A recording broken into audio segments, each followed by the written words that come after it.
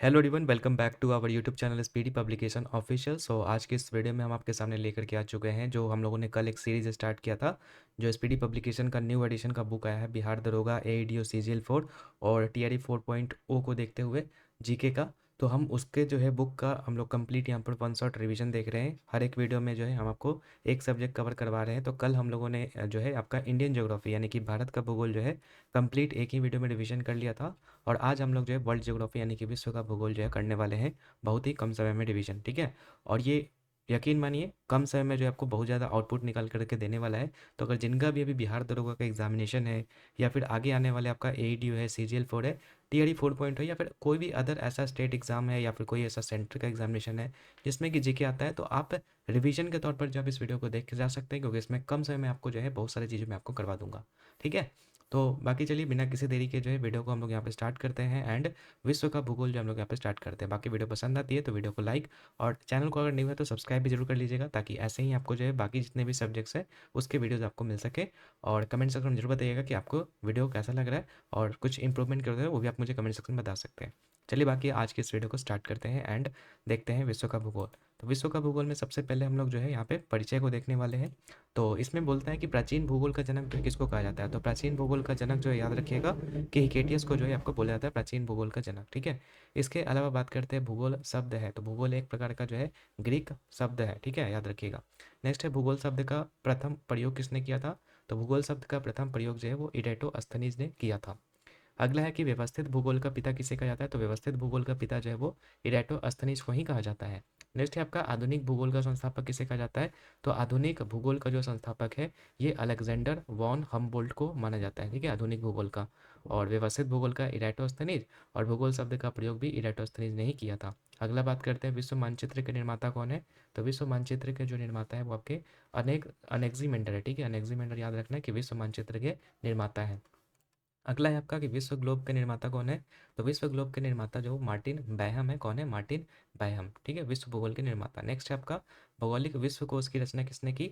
तो भौगोलिक विश्व कोश की रचना जो वो स्ट्रैबो ने किया था। ठीक है, तो ये बेसिक सा यहाँ पर जो इंट्रोडक्शन था भूगोल का, ठीक है, वो आपने देख लिया यहाँ पे। अब आते हैं यहाँ पे मेन जो चैप्टर्स की तरफ। जैसे पहला है आपका पृथ्वी और स्थल मंडल के बारे में बात करते हैं। तो पृथ्वी की आयु कितनी है। तो पृथ्वी की आयु लगभग 4.5 अरब वर्ष है। ठीक है, याद रखिएगा। नेक्स्ट है आपका पृथ्वी की आयु जो है कौन से मेथड से ज्ञात की जाती है। तो ये आपका यूरेनियम डेटिंग विधि के द्वारा जो है आपका ये मतलब जो है ज्ञात किया जाता है जो पृथ्वी का एज है। अगला है कि पृथ्वी का औसत घनत्व कितना है। तो पृथ्वी का औसत घनत्व जो है वो 5.5 ग्राम पर सेंटीमीटर क्यूब है। और सोलर सिस्टम में जितने भी प्लैनेट्स है उसमें सबसे ज़्यादा जो है अर्थ का ही आपका जो है डेंसिटी है या फिर घनत्व है। अगला है पृथ्वी की औसत त्रिज्या कितनी है। तो औसत त्रिज्या की बात करेंगे तो 6371 जो है किलोमीटर यहाँ पर जो है औसत त्रिज्या है पृथ्वी की। अगर द्रव्यमान की बात करेंगे तो द्रव्यमान आपका जो है ये 5.972 into 10 to the power 24 kilometre है। ये आपका मास है और ये घनत्व है 5.5 ग्राम पर सेंटीमीटर क्यूब। नेक्स्ट है पृथ्वी की भूमध्य रेखीय व्यास कितनी है। तो पृथ्वी की भूमध्य रेखीय व्यास की बात करेंगे तो ये आपका 12,756 है। और ध्रुवीय व्यास की बात करेंगे तो 12,714 है।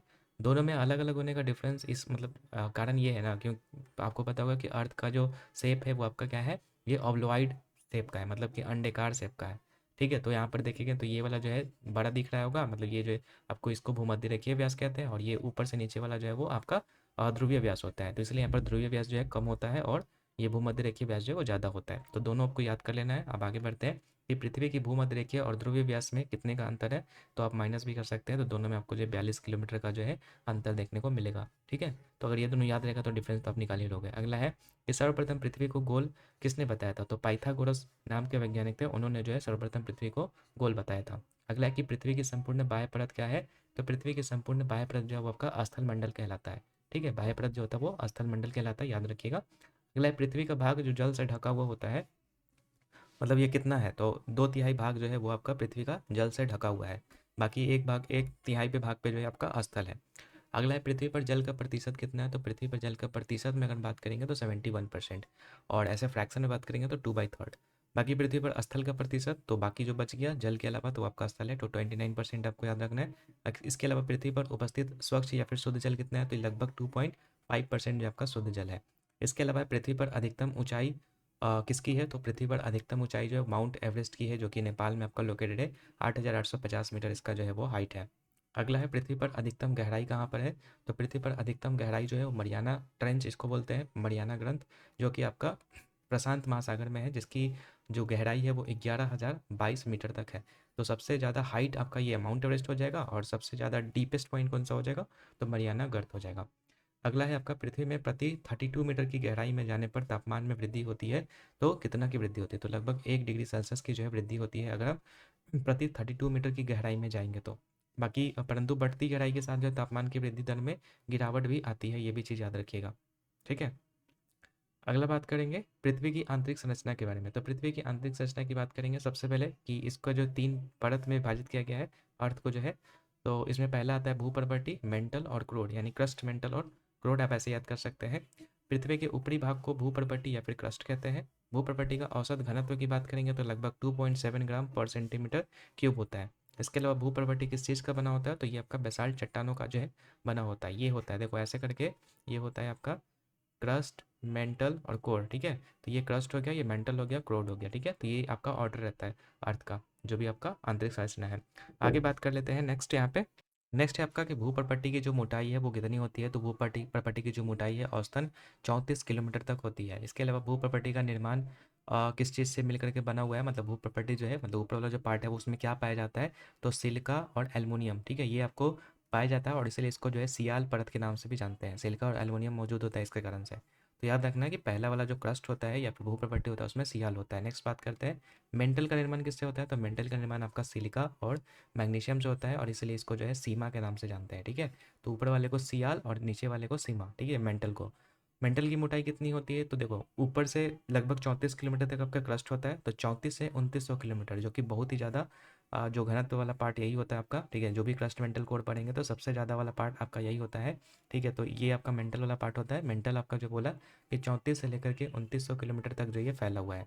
अगला भूप्रवृत्ति में प्रचुर मात्रा में उपलब्ध तत्व कौन सा है, तो ऑक्सीजन, सिलिकॉन और एल्युमिनियम। इसमें सबसे ज़्यादा अगर बात करेंगे तो ऑक्सीजन है 46%, फिर सिलिकॉन है 27.72 और एल्युमिनियम है 8.13। अगर पूछेगा कि मेटल कौन सा है सबसे ज़्यादा, तो आपको एल्युमिनियम लगाना है, और अगर तत्व पूछेगा तो सिंपली ऑक्सीजन आपको लगाना है। ठीक है। अगला बात करते हैं पृथ्वी का केंद्रीय भाग क्या कहलाता है। पृथ्वी का केंद्रीय भाग जो है वो आपका क्रोड कहलाता है। ठीक है। क्रोड जो आपका केंद्रीय भाग होता है, मतलब सबसे नीचे वाला पॉइंट।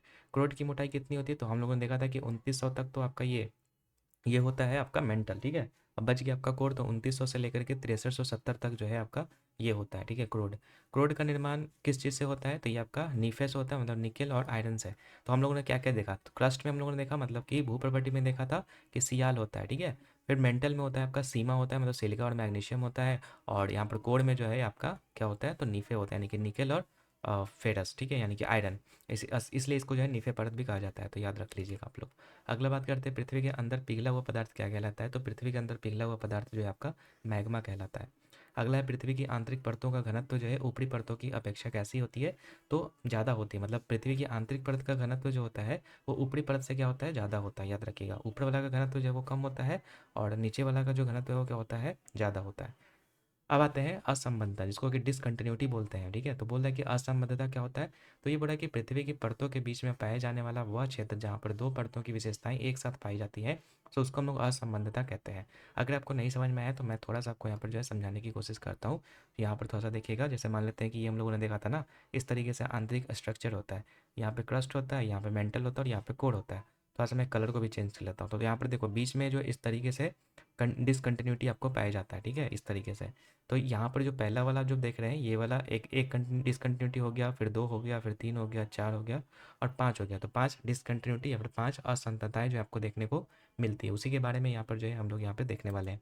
तो देखो बोर्ड है कि ऊपरी क्रस्ट और निचली क्रस्ट, यानी कि देखो ये क्रस्ट है, ऊपर वाला पार्ट ये क्रस्ट था, तो ये ऊपर वाला क्रस्ट हो जाएगा और ये नीचे वाला क्रस्ट हो जाएगा। इन दोनों के बीच में ये जो लाइन आप देख रहे हैं, ठीक है, तो ये आपका पहला असंतता है, जिसको कि हम लोग क्या बोलते हैं, तो कॉनराड असंबंधता कहते हैं। ठीक है। उसी प्रकार से अगर पूछेगा कि भू प्रॉपर्टी और मेंटल के बीच, यानी कि भू प्रॉपर्टी ये हो जाएगा और मेंटल आपका ये हो जाएगा। ठीक है। तो ये वाला लाइन का हम लोग का बात हो रहा है, ये वाला लाइन का। ठीक है। तो भू प्रॉपर्टी ये और मेंटल नीचे, इसके बीच में जो लाइन ये आ रहा है, तो इसको कौन सा असंबद्धता कहेंगे, तो इसको कहेंगे आपका मोह।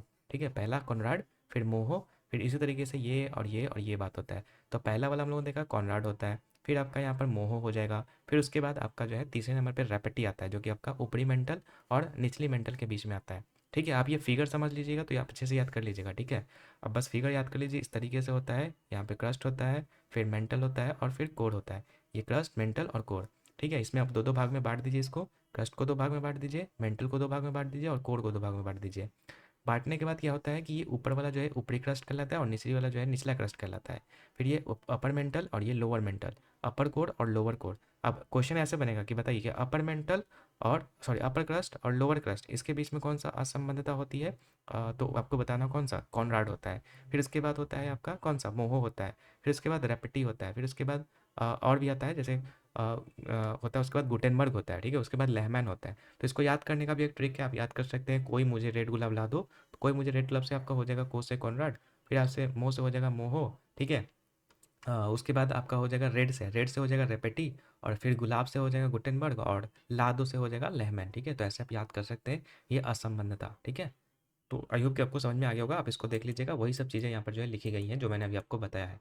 तो इसको अच्छे से समझ लीजिएगा, फिगर आप बना लीजिएगा एक बार खुद से, याद हो जाएगा ये चीज़ें। और क्वेश्चन पूछता है इसलिए आप अच्छे से इसको याद कर लीजिएगा। अगला बात करते हैं, हम चट्टान की बात करते हैं। ठीक है, रॉक्स बोला कि पृथ्वी के बाह्य परत पर मिलने वाले कठोर पदार्थ कहलाते हैं चट्टान आपके। इसको सैल भी कहते हैं। ठीक है, नेक्स्ट है चट्टानों के प्रमुख प्रकार कौन कौन से हैं? तो ये है आपके आग्नेय, अवसादी और रूपांतरित चट्टान, जिसको कायांतरित चट्टान भी कहते हैं। अगला है कि जीवाश्म रहित चट्टानें होती हैं, मतलब कौन से ऐसे चट्टान है जिसमें कि जीवाश्म नहीं देखने को मिलता है? तो आग्नेय में जो है जीवाश्म नहीं देखने को मिलता है, याद रखना, क्योंकि इसमें जो है आपका त्वरित रूप से आपका मैग्मा या फिर लावा देखने को मिलता है, जिसमें कि जीवाश्म में क्या हो जाता है, पिघल जाते हैं, इसलिए इसमें देखने को नहीं मिलता है। अगला है कि आग्नेय चट्टान के उदाहरण है। तो आग्नेय चट्टान के उदाहरण में आपको याद रखना है कि इसमें आपका ग्रेनाइट, बेसाल्ट, पैगमाइट और डायरोमाइट। ठीक है, डायराइट। ठीक है, ये सब आपको जो है आग्नेय चट्टान के एग्जाम्पल है। ग्रेनाइट, बेसाल्ट, पैगमाटाइट, ठीक है, और डायोराइट, ये सब आपका जो है आग्नेय चट्टान के एग्जाम्पल है। आगे बात करते हैं। आगे है आपका कि काली मिट्टी का निर्माण जो है वो कैसे होता है? तो काली मिट्टी का निर्माण जो है आपका बेसाल्ट चट्टान जो होते हैं, ठीक है, उससे होता है। इसमें आपका जो है लोहा का अधिक मात्रा देखने को मिलता है बेसाल्ट चट्टान में, और इसी से काली मिट्टी का निर्माण होता है। नेक्स्ट बात करते हैं, काली मिट्टी को क्या कहा जाता है? तो ये हम लोग कल भी देखे थे, रेगुर मिट्टी इसको कहते हैं। इसके अलावा अवसादी सैलों का निर्माण, अवसादी सैलों का निर्माण बात करेंगे तो ये सैलों के क्षरण से प्राप्त अवसादों को लगातार जमा होने से जो है बनता है अवसाद। जैसे अब नाम ही क्या है, अवसाद। अवसाद का मतलब ये होता है कि जो सेल जब टूटते फूटते हैं तो उसके जो अवशेष बनते हैं या फिर जो निक्षेप बनते हैं, तो उस वो जब जम जाते हैं तो आपका जो अवसादी चट्टान का निर्माण होता है। ओवरऑल यही आपको समझना है। इसके अलावा अगर बात करेंगे यहाँ पे हम लोग कि चूना पत्थर, डोलोमाइट, बलुआ पत्थर और कांग्लोमरेट, ठीक है, ये सब किसका एग्जाम्पल है? तो ये सब आपका अवसादी चट्टान का ही एग्जाम्पल है। तो डायरेक्ट एग्जाम्पल भी आपके एग्जामिनेशन में आ सकते हैं कि बताइए कौन से चट्टान के एग्जाम्पल हैं। तो इसलिए आपको एग्जाम्पल्स को भी अच्छे से रट जाना है। ठीक है, कि कौन कौन से किस में आते हैं। तो चूना पत्थर, डोलोमाइट, बलुआ पत्थर, ये सब किस में आ जाएंगे? अवसादी चट्टान में आ जाएंगे। इसके बाद है कोयला का निर्माण। तो कोयला का निर्माण जो है अवसादी चट्टानों से होता है। ठीक है, ये भी याद रखिएगा। अगला है कोयला के प्रमुख प्रकार कौन कौन से होते हैं? तो एंथ्रासाइट, बिटुमिनस, लिग्नाइट और पीट जो है वो कोयला के प्रमुख प्रकार है। अगला है सर्वोत्तम प्रकार का कोयला कौन सा होता है? तो एंथ्रासाइट जो वो सबसे सर्वोत्तम किस्म का जो है कोयला होता है। और सबसे निम्न स्तर का पूछेगा तो पीट। ऑर्डर में ही होता है, देखो, एंथ्रासाइट सबसे बढ़िया, फिर उसके बाद बिटुमिनस, फिर लिग्नाइट और फिर पीट। सबसे खराब पीट और सबसे बेस्ट एंथ्रासाइट। अगला है कि भूरा कोयला के रूप में किसे जाना जाता है? तो भूरा कोयला के रूप में जो है लिग्नाइट को जाना जाता है, मतलब थर्ड नंबर वाला। ठीक है, इसको ब्राउन कोयल के नाम से जानते हैं। अगला है कि पेट्रोलियम पाया जाता है कहाँ पे? तो अवसादी चट्टानों में जो है आपको पेट्रोलियम पाया जाता है। अगला है कि आगरा का जो किला है तथा दिल्ली का जो लाल किला है वो किस चीज़ से मिलके बना हुआ है? तो ये आपका लाल बलुआ पत्थर से मिलके बना हुआ है। नेक्स्ट है कि कायांत्रित या फिर रूपांतरित सैलों का निर्माण जो है वो कैसे होता है? तो बोला कि रासायनिक क्रियाएं, ताप, दाब, इस सब के कारण जो है आग्नेय और अवसादी चट्टानों में कुछ बदलाव होता है, और वही जो है बदलाव होकर के जो है रूपांतरित चट्टान, जैसा कि नाम ही है रूपांतरित, मतलब कि परिवर्तन होकर के बना है। तो किस में परिवर्तन होगा? तो आग्नेय और अवसादी चट्टानों में परिवर्तन होगा। किसके कारण होगा? तो या तो रासायनिक क्रिया होगा, या तो ताप में चेंज होगा, या तो दाब में चेंज होगा। इन सब के कारण जो है आपका होता है। ठीक है, तो ये रूपांतरित साइल ऐसे बनते हैं। अगला है कायांतरित चट्टान के एग्जाम्पल, इसमें क्या क्या आएंगे? तो स्लेट आपको याद रखना है, फिर उसके बाद संगमरमर, फिर सिस्ट, क्वार्टजाइट और फिर नीस, ये सब जो है आपके कायांतरित चट्टान के क्या है, एग्जाम्पल है।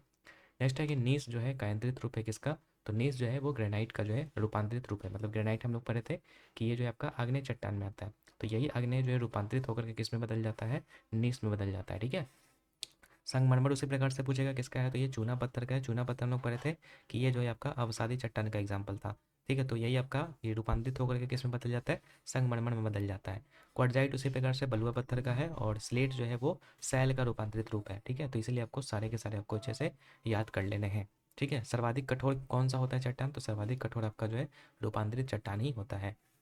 अब आते हैं ज्वालामुखी के बारे में। तो ज्वालामुखी में सबसे पहले बात करते हैं कि ज्वालामुखी होता क्या है। तो ये बोल रहा है कि धरातल पर स्थित एक प्राकृतिक छिद्र जिससे होकर के पिघला हुआ पदार्थ यानी कि लावा, राख, जलवाष्प ये सब बाहर निकलते हैं, तो उसी को हम लोग क्या बोलते हैं, ज्वालामुखी। ठीक है।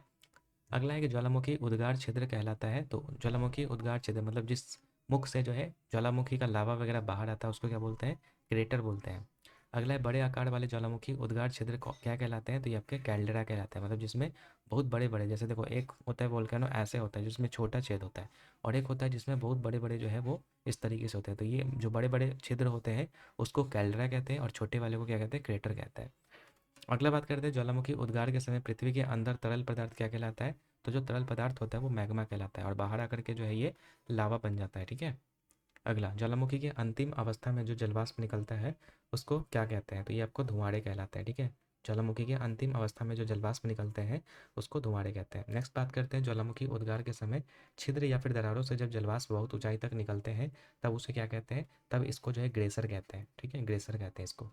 अगला है ओल्ड फेथफुल क्या है। तो ओल्ड फेथफुल जो है आपका संयुक्त राज्य अमेरिका के येलोस्टोन पार्क में स्थित एक प्रकार का क्या है, ग्लेशियर है। और ग्लेशियर अभी हम लोग देख चुके हैं कि जब ज्वालामुखी फटता है तो उस समय जो छिद्र या दरार से जो जलवाष्प बहुत ऊंचाई तक निकलते हैं तो उसको ग्लेशियर कहते हैं। ठीक है, तो ये ओल्ड फेथफुल जो है वही है आपका। अगला बात करते हैं हम लोग यहाँ पे। अगला है आपका कि हजारों धुआंरों की घाटी जो है वो क्या कहलाती है। तो हजारों धुआंरों की घाटी जो है ये आपका अलास्का के कटमई पर्वत को कहते हैं। अलास्का के कटमई पर्वत जो कि आपका यूएसए में लोकेटेड है उसको जो है कहते हैं यहाँ पे हजार धुआंों की घाटी। ठीक है। अगला है प्रकृति के का सुरक्षा बल्ब क्या है। तो प्रकृति का सुरक्षा बल्ब जो है वो आपका ज्वालामुखी ही कहलाता है।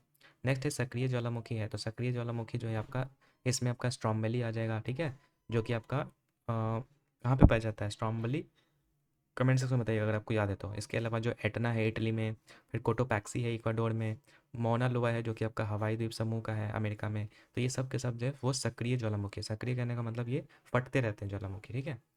अगला है भूमध्य सागर का प्रकाश स्तंभ जो है किसको कहते हैं। तो भूमध्य सागर का प्रकाश स्तंभ वही कि लाइट रूम ऑफ मेडिटेरियन। ठीक है, इसको इंग्लिश में ये बोलते हैं। तो ये आपका स्ट्रोम्बोली ज्वालामुखी जो है ये आपका जो है कहलाता है। ठीक है, भूमध्य सागर का प्रकाश स्तंभ। अगला क्या, स्ट्रोम्बोली कहाँ पे स्थित है। तो देखो ये आ ही चुका है, मैं आपसे पूछ ही रहा था। देखो आ चुका है कि ये आपका जो है लिपारी द्वीप इटली में लोकेटेड है। ठीक है, और इसी को क्या कहते हैं, तो इसी को हम लोग जो है लाइट हाउस ऑफ, यहाँ पर जो है लाइट हाउस या लाइट टावर जो भी बोल सकते हैं भूमध्य सागर का, मेडिटेरेनियन सी का।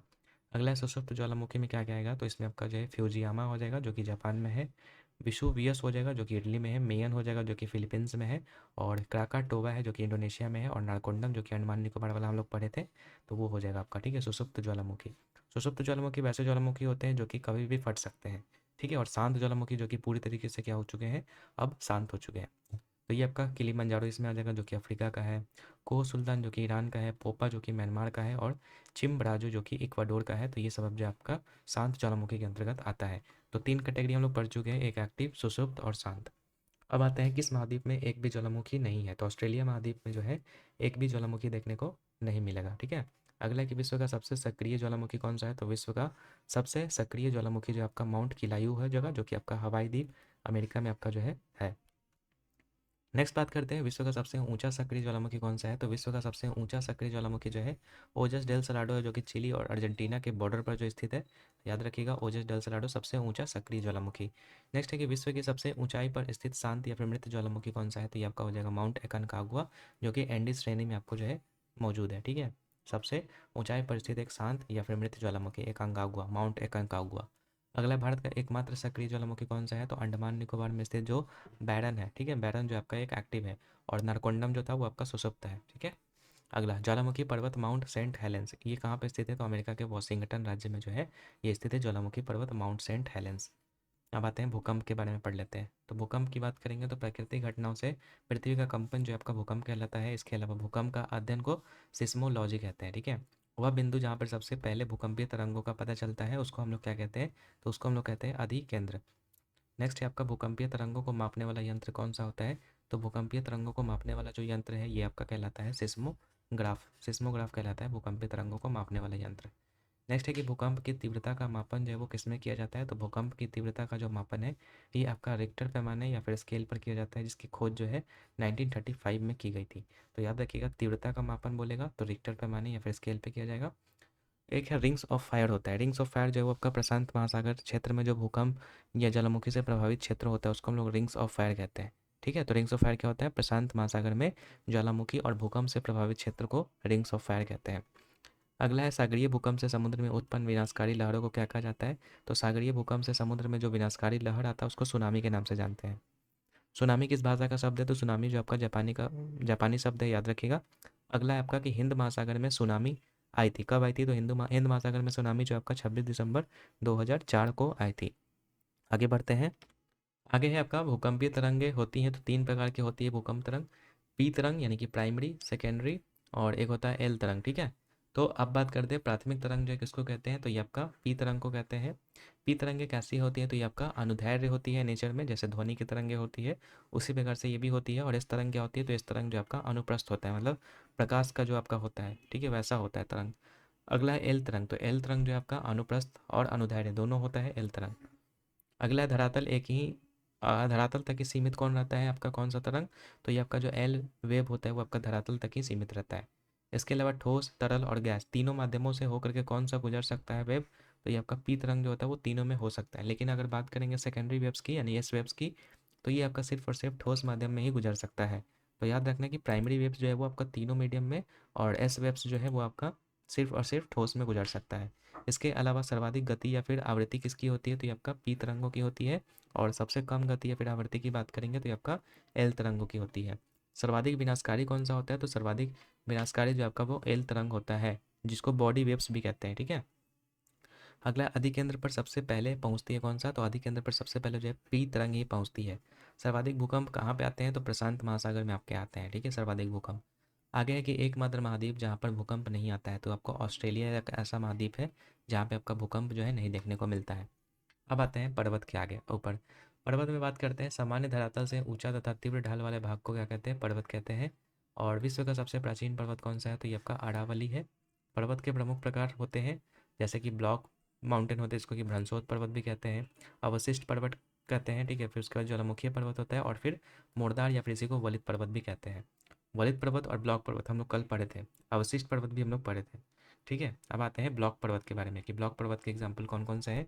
तो भारत में जो आपका सतपुड़ा है, ठीक है, ये आपका ब्लॉक माउंटेन का ही एग्जाम्पल होता है। ब्लॉक माउंटेन का ऐसा होता है जैसे ये होता है इस तरीके से, जैसे बीच में ये होता है, ठीक है, इस तरीके से होता है, सॉरी। जैसे साइड साइड से आपका उठा हुआ रहता है और बीच में क्या होता है, ये धंसा हुआ रहता है। ठीक है, तो इस तरह के जो पर्वत होते हैं उसको ब्लॉक पर्वत कहते हैं। तो सतपुड़ा जो है आपका ये ब्लॉक पर्वत का एग्जाम्पल है। इसके अलावा जो ब्लैक फॉरेस्ट है जर्मनी में, ये आपका जो है ब्लॉक पर्वत का एग्जाम्पल है। वॉसजेस, सॉल्ट रेंज और सिएरा नेवादा, ठीक है, ये सब आपका जो है ब्लॉक पर्वत का ही एग्जाम्पल है। इसके अलावा विश्व का सबसे विस्तृत ब्लॉक पर्वत कौन सा है? तो विश्व का सबसे विस्तृत ब्लॉक पर्वत जो होगा सिएरा नेवादा है, जो कि आपका कैलिफोर्निया अमेरिका में है। अगला है कि ब्लॉक पर्वत के बीच का जो धंसा हुआ भाग होता है उसको क्या कहते हैं? जो धंसा हुआ ये जो भाग होता है इसको कहते हैं रिफ्ट घाटी या रिफ्ट वैली कहते हैं। विश्व की सबसे लंबी रिफ्ट घाटी कौन सी है? तो विश्व की सबसे लंबी रिफ्ट घाटी जो आपका जॉर्डन नदी की घाटी है, जिस जाम्बेजी नदी तक ये फैला हुआ है। ठीक है, याद रखिएगा, ये सबसे लंबी रिफ्ट घाटी जो है वर्ल्ड में जॉर्डन नदी की घाटी है। अगला है अवशिष्ट पर्वतों का निर्माण जो है वो कैसे होता है? तो अवशिष्ट पर्वतों का निर्माण जो है वो आपका चट्टानों के अपरदन के फलस्वरूप होता है। नेक्स्ट है आपका अवशिष्ट पर्वतों के उदाहरण कौन कौन से हैं? तो अवशिष्ट पर्वत के उदाहरण में आपका जो है विंध्याचल आ जाएगा, अरावली आ जाएगा, यूराल आ जाएगा जो कि यूरोप में है। ठीक है, तो ये सब आपका अवशिष्ट पर्वत का एग्जाम्पल है। अगला है मुर्दार या फिर वलित पर्वत का निर्माण जो है कैसे होता है? तो पृथ्वी के संपीड़न से और चट्टानों के मुड़ने से जो है यहाँ पे मुर्दार या फिर वलित पर्वत का निर्माण होता है। कल हम लोगों ने देखा था कि दो प्लेटें जब आपस में इस तरीके से टकराती हैं, टकराने के बाद जो है इस तरीके से ये उठती हैं, तब आपका जो है ये वलित पर्वत का निर्माण होता है।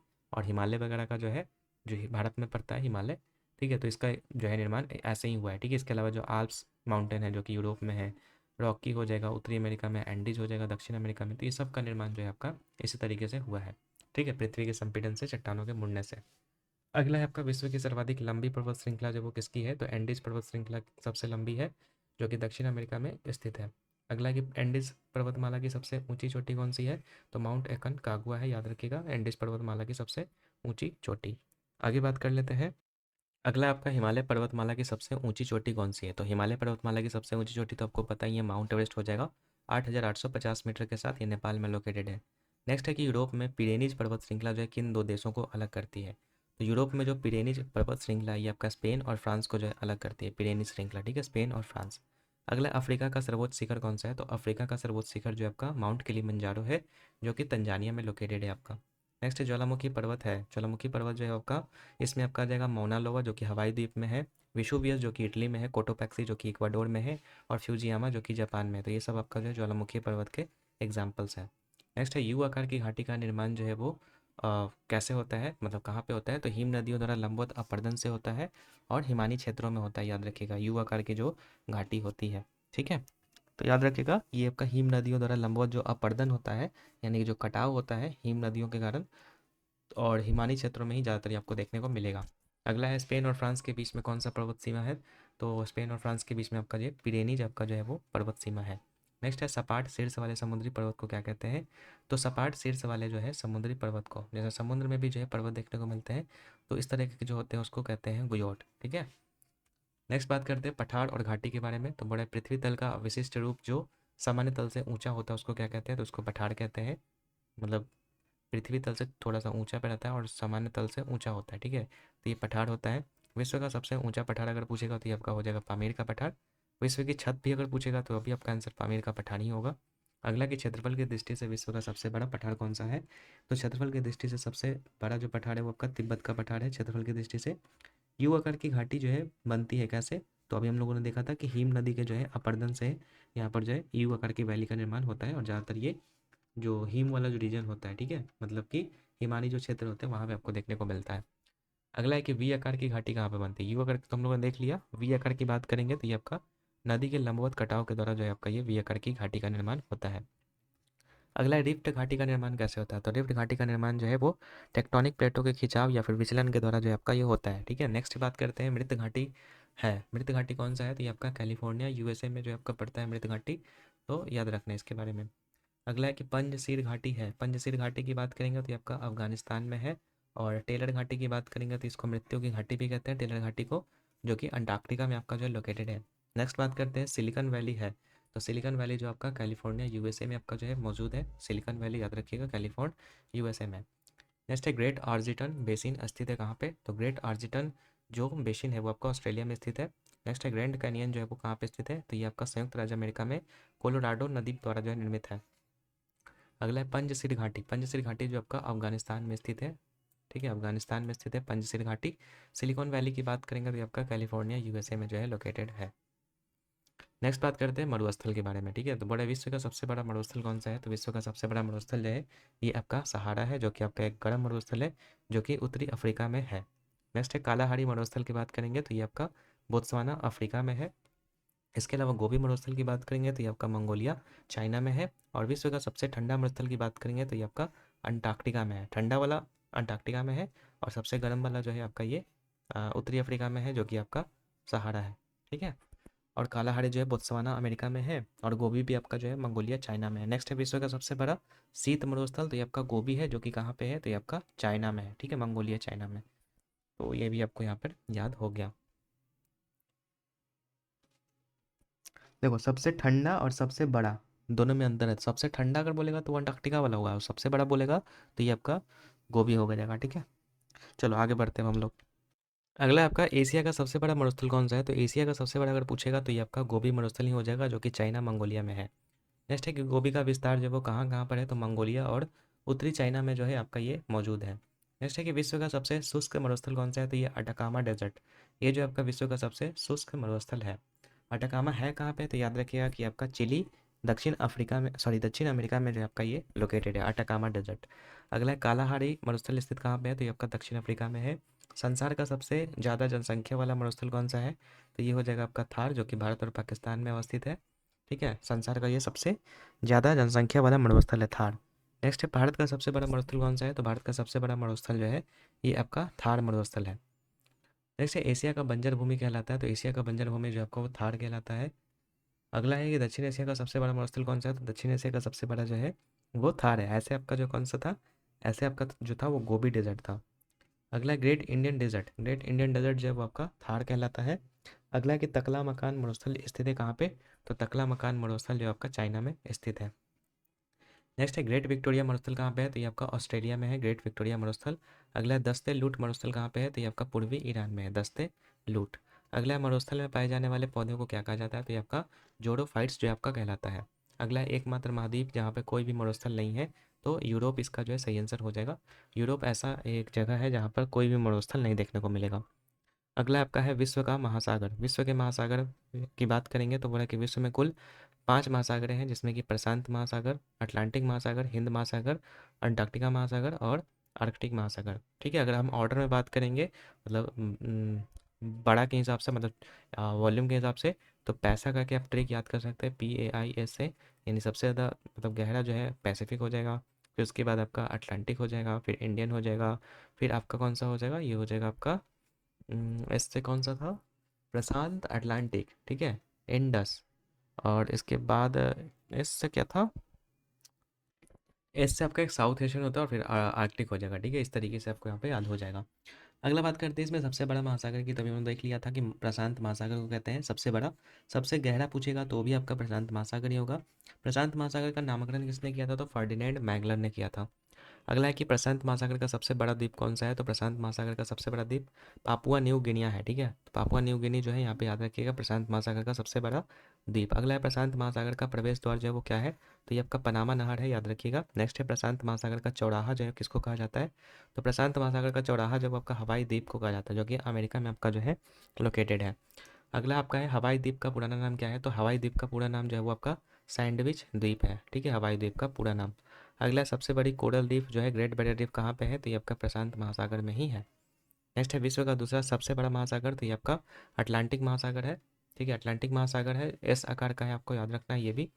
अगला है कि अटलांटिक महासागर में स्थित द्वीप कौन कौन से हो जाएंगे, तो इसमें आपका ग्रीनलैंड आ जाएंगे। ठीक है, फिर उसके बाद आ जाएगा न्यू फाउंडलैंड आ जाएगा, फिर बरमूडा आ जाएगा, फिर सेंट हेलिना आ जाएगा, आइसलैंड हो जाएगा, फॉकलैंड हो जाएगा, क्यूबा हो जाएगा, बहामास हो जाएगा। तो ये सब आपके जो है अटलांटिक महासागर के प्रमुख द्वीप्स हैं, यानी आइलैंड्स हैं। अगला बोल रहा है कि 0 डिग्री अक्षांश और 0 डिग्री देशांतर रेखा स्थित है, तो ये आपका अटलांटिक महासागर में स्थित है। 0 डिग्री अक्षांश और 0 डिग्री देशांतर। अगला सरगासो सागर कहाँ पे स्थित है, ठीक है, सरगासो सागर या सरगासो सी बोल सकते हैं इसको, तो ये आपका उत्तरी अटलांटिक महासागर में आपको देखने को मिलेगा। नेक्स्ट है सरगासो समुद्र की विशेषता क्या होती है, तो इसमें आपको जो है समुद्री वनस्पति देखने को मिलता है। सर्वप्रथम सरगासो सागर को देखा था किसने, तो ये स्पेन के नाविकों ने यहाँ पर इसको देखा था। ठीक है, सरगासो सागर को।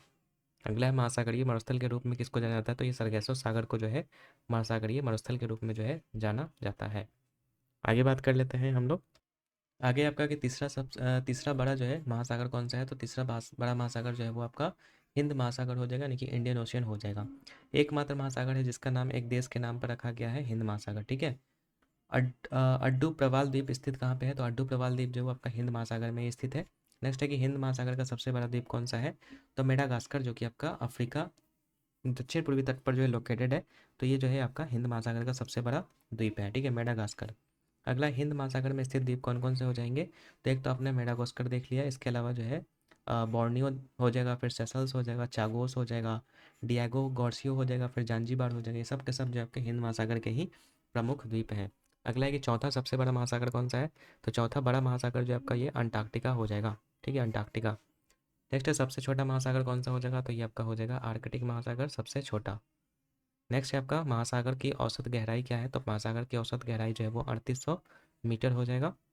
नेक्स्ट है कि स्थल की औसत गहराई जो है वो कितनी होती है, तो स्थल की औसत गहराई जो है लगभग 840 मीटर तक होती है। नेक्स्ट बात करते हैं महासागरीय गर्त के बारे में। ठीक है, तो गर्त की बात करेंगे तो ये क्या होता है, बोला कि महासागर के सबसे गहरा बिंदु या फिर जो भाग होता है उसको ही हम लोग जो है महासागर का गर्त कहते हैं, या इसी को ट्रेंच भी कहते हैं। विश्व का सबसे गहरा गर्त तो भी हम लोगों ने देख लिया था, मरियाना ट्रेंच हो जाएगा, जो कि आपका प्रशांत महासागर में स्थित है, इसी को चैलेंजर डीप भी बोल देते हैं। ठीक है, तो प्रशांत महासागर में ही है, आपको याद रखना है। लगभग एक कितना था, 11,000 था ना, शायद 11,000 कुछ यहाँ पर जो है इसकी गहराई थी। नेक्स्ट है विश्व की अधिकांश गर्त लगभग कितने परसेंट स्थित है, तो विश्व का अधिकांश गर्त जो है वो प्रशांत महासागर में ही स्थित है। लगभग 80% जो गर्त है वो आपका प्रशांत महासागर में ही है। नेक्स्ट है प्रशांत महासागर का सबसे गहरा बिंदु, तो ये आपका मरियाना ट्रेंच हो जाएगा। ठीक है, मरियाना ट्रेंच में स्थित एक चैलेंजर डीप है, वो जो है आपका सबसे गहरा पॉइंट है। अगला है अटलांटिक महासागर का सबसे गहरा बिंदु कौन सा है, तो ये अटलांटिक महासागर का आपका बात करेंगे तो प्यूरिटो रिको गर्त, ये जो है आपका अटलांटिक महासागर का हो जाएगा। अगला है आपका अंटार्कटिक महासागर का सबसे गहरा, तो फैक्टोरियन डीप हो जाएगा, जो कि आपका साउथ सैंडविच गर्त के नाम से जाना जाता है। अगला आपका है आर्कटिक महासागर का सबसे गहरा बिंदु, तो ये आपका मोलोय डीप हो जाएगा, जो कि मोलाई फोसा गर्त स्थित है इसमें। ठीक है, आर्कटिक महासागर का सबसे गहरा बिंदु है ये। नेक्स्ट है हिंद महासागर का सबसे गहरा बिंदु, तो हिंद महासागर का सबसे गहरा बिंदु जो है वो सुंडा या फिर जावा गर्त है, जो कि इसी को हम लोग डायमेंटिना भी कहते हैं। ठीक है, सुंडा या जावा गर्त को ही हम लोग जो क्या कहते हैं, डायमेंटिना कहते हैं, और ये हिंद महासागर का सबसे गहरा बिंदु है। अगला है 90 ईस्ट रिज, जो है वो कहाँ पे स्थित है, तो 90 ईस्ट रिज जो है आपका हिंद महासागर में ही स्थित है। नेक्स्ट है सैंडविच गर्त, जो वो कहाँ पे है, तो सैंडविच गर्त जो है आपका दक्षिण अटलांटिक महासागर में आपका जो है लोकेटेड है। अब आते हैं महासागरीय लवणता की बात करते हैं। तो बोर्ड है कि महासागरीय लवणता क्या होता है, तो 1000 ग्राम समुद्री जल में घुले हुए नमक की मात्रा को ही हम लोग जो है महासागरीय लवणता के नाम से जानते हैं। बाकी इसके अलावा समुद्री जल में सबसे अधिक मात्रा में पाए जाने वाला नमक कौन सा है, तो समुद्री जल में सबसे ज़्यादा आपका जो है सोडियम क्लोराइड ही देखने को मिलता है। अगला है महासागरों की औसत लवणता जो है वो कितनी होती है, तो लगभग 35% जो है वो लवणता होती है महासागरीय महासागरों में। अगला है उच्चतम लवणता कहाँ पे पाई जाती है, तो तुर्की के जो वान झील है, ठीक है, उसमें 330% जो है वो लवण देखने को मिलेगा, जो कि जबकि मृत सागर में जो आपको 238% जो है देखने को मिलता है। तो याद रखिएगा सबसे ज़्यादा लवणता जो है वो टर्की के वान झील में देखने को मिलता है, कितना, तो 330%, और उसके बाद जो है आपका मृत सागर में। अगला है आपका सबसे लवणीय सागर। सबसे लवणीय सागर जो है वो मृत सागर है, जो कि डेड सी के नाम से जाना जाता है आपका। नेक्स्ट है सबसे कम लवणीय सागर में, तो बाल्टिक सागर का नाम याद रखना है सबसे कम वाले में। और अगला है आपका सबसे अधिक लवणता वाला महासागर की, तो सबसे अधिक लवणता वाला महासागर जो है वो आपका अटलांटिक महासागर हो जाएगा। ठीक है, तो वो सागर था और ये महासागर है, तो दोनों में कंफ्यूज नहीं होना है। आगे बात कर लेते हैं हम लोग यहाँ पे। अगला है आपका समान लवणता वाले स्थानों को मिलाने वाली काल्पनिक रेखाएं, जो वो क्या कहलाती है, तो समान लवणता वाले स्थानों को मिलाने वाली जो काल्पनिक रेखाएं हैं वो आपको आइसोहेलाइन के नाम से जानी जाती है, आइसोहेलाइन। अगला है कि लवणता को मापने के लिए जो उपयोग किया जाता है किस चीज़ का, तो सैलिनोमीटर का जो यूज किया जाता है लवणता को मापने के लिए। नेक्स्ट है ग्रेट साल्ट लेक, जो है वो कहाँ पे स्थित है, तो ग्रेट साल्ट लेक जो है आपका अमेरिका में स्थित है, great salt lake, important question है आपका। अगला सागरीय लवणता का प्रमुख स्रोत क्या है, तो भूमि से आपका जो है सागरीय लवणता जो है मिलता है। अगला है भूमध्य सागर की लवणता कितनी है, तो लगभग 37 to 39% है।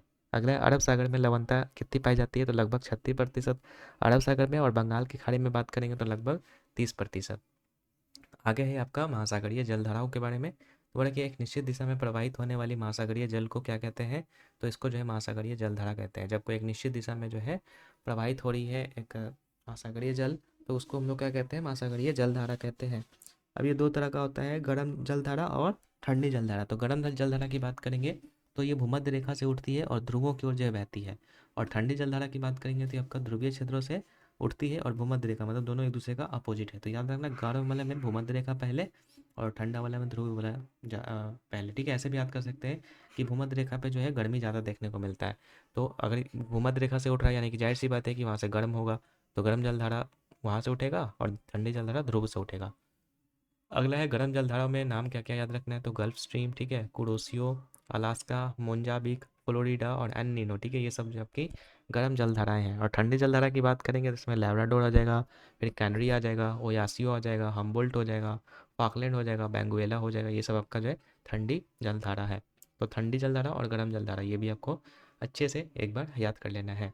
नेक्स्ट है आपका गर्म जलधारा और ठंडी जलधारा का मिलन स्थल क्या होता है, तो इसको हम लोग ग्रैंड बैंक भी बोलते हैं, जो कि मछली पकड़ने के लिए जो है मतलब अच्छा एक मतलब माहौल बना करके देता है। ठीक है, तो यहाँ पर हो गया आपको। इसके बाद अब हम बात करते हैं आगे।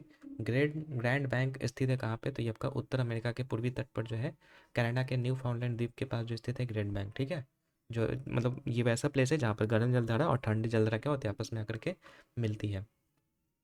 अगला बात कर लेते हैं हम लोग, गर्म और ठंडी जलधारा जो है जहाँ मिलती है वहाँ पर जो है कैसे वनस्पति पाए जाते हैं, तो वहाँ पर प्लैंकटन नामक वनस्पति पाए जाते हैं। तो ये भी एक इंपॉर्टेंट फैक्ट है, याद रखिएगा कि गर्म और ठंडी जलधारा जहाँ पर मिलती है।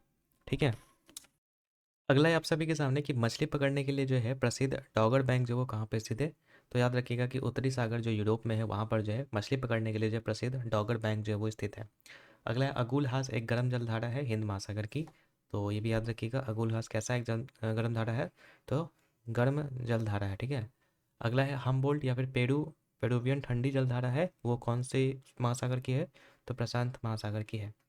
अगला है फ्लोरिडा गर्म जलधारा है, तो कैसी है, तो अटलांटिक महाद्वीप की है। ठीक है, महासागर की है।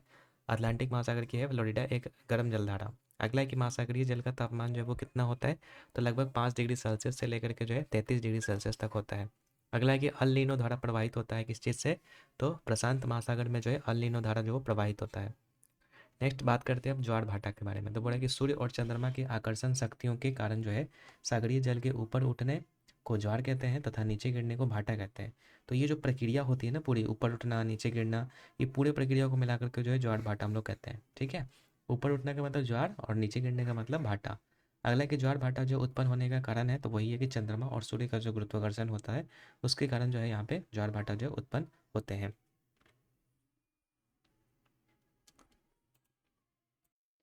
आगे आपका पृथ्वी पर उच्च या फिर वृहद ज्वार उत्पन्न होता है किसके कारण, मतलब कब होता है, तो उच्च या फिर वृहद ज्वार जो है वो आपका पूर्णिमा और अमावस्या के दिन जो होता है, जब चंद्रमा सूर्य और पृथ्वी के एक सिध में रहता है। मतलब जो चंद्रमा जो होता है और जो सूर्य होता है, ठीक है, पृथ्वी के एक सिध में होता है। जैसे मान लो यहाँ पर ये पृथ्वी है, इधर चंद्रमा हो गया और इधर कहीं पे सूरज हो गया, तो दोनों तरफ से जो है आपका क्या होता है, ग्रेविटी, मतलब ग्रेविटी के कारण जो है दोनों तरफ से जो है उच्च ज्वार यहाँ पर जो है, या फिर इसी को वृहद ज्वार कहते हैं, वो आपका आता है। तो याद रखना पूर्णिमा और अमावस्या के दिन जो है ये चीज़ होता है। अगला है दो लगातार ज्वार या भाटा के बीच में कितने समय का अंतर होता है, तो लगभग 12 घंटे 26 मिनट का अंतर होता है दो लगातार ज्वार या फिर भाटा के बीच में।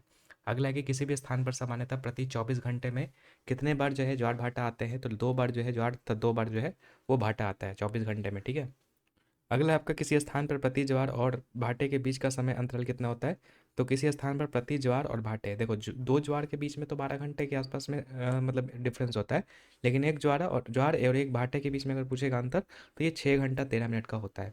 अगला विश्व का सबसे ऊंचा ज्वार भाटा जो है वो कहाँ पे आता है, तो ये कनाडा स्थित फंडी की खाड़ी है, वहाँ पर जो है आपका सबसे ज़्यादा या फिर सबसे ऊंचा जो है वो ज्वार भाटा आता है। अब आते हैं वायुमंडल के बारे में। तो सबसे पहले बात करते हैं वायुमंडल की परतों के बारे में। तो वायुमंडल को टोटल 5 परतों में यहाँ पर बांटा गया है, जिसमें कि आपका क्षोभ मंडल आता है, ताप मंडल आता है, समताप मंडल आता है, आयन मंडल आता है और वायुमंडल आता है। तो वायुमंडल की सबसे निचली परत की अगर हम बात करेंगे, मतलब सबसे नीचे कौन सा मंडल होता है, तो ये क्षोभ मंडल होता है। इसकी औसत ऊंचाई की बात करेंगे ध्रुवों पर, तो ये आपका 8 किलोमीटर होता है, और अगर विषुवत रेखा पर ऊंचाई पूछेगा तो ये 18 किलोमीटर होता है। जैसे मान लो कि ये अर्थ है ना, इस तरीके से अर्थ है, और ये मान लो कि ऐसे ये मतलब है, ठीक है। तो पोल्स पर अगर बात करेंगे तो पोल्स पर इसका डिस्टेंस वो 8 किलोमीटर होता है, और ध्रुव यहाँ पे विषुवत रेखा पर इसकी ऊंचाई कितनी होती है, 18 किलोमीटर होती है, ऐसे, ठीक है। अगर औसत पूछ देगा तो दोनों को एवरेज निकाल दिए तो लगभग 13 किलोमीटर आ जाएगा, तो औसत ऊंचाई 13 किलोमीटर। बाकी सभी सभी जो मौसमी घटनाएं होती है वो आपके इसी क्षोभ मंडल में ही देखने को मिलता है, जैसे कि बादल, वर्षा, तूफान, ये सब जो घटनाएं होती है वो आपके क्षोभ मंडल में ही देखने को मिलता है। अगला है आपका वायुमंडल का सर्वाधिक घनत्व जो है वो क्षोभ मंडल का ही है, ठीक है।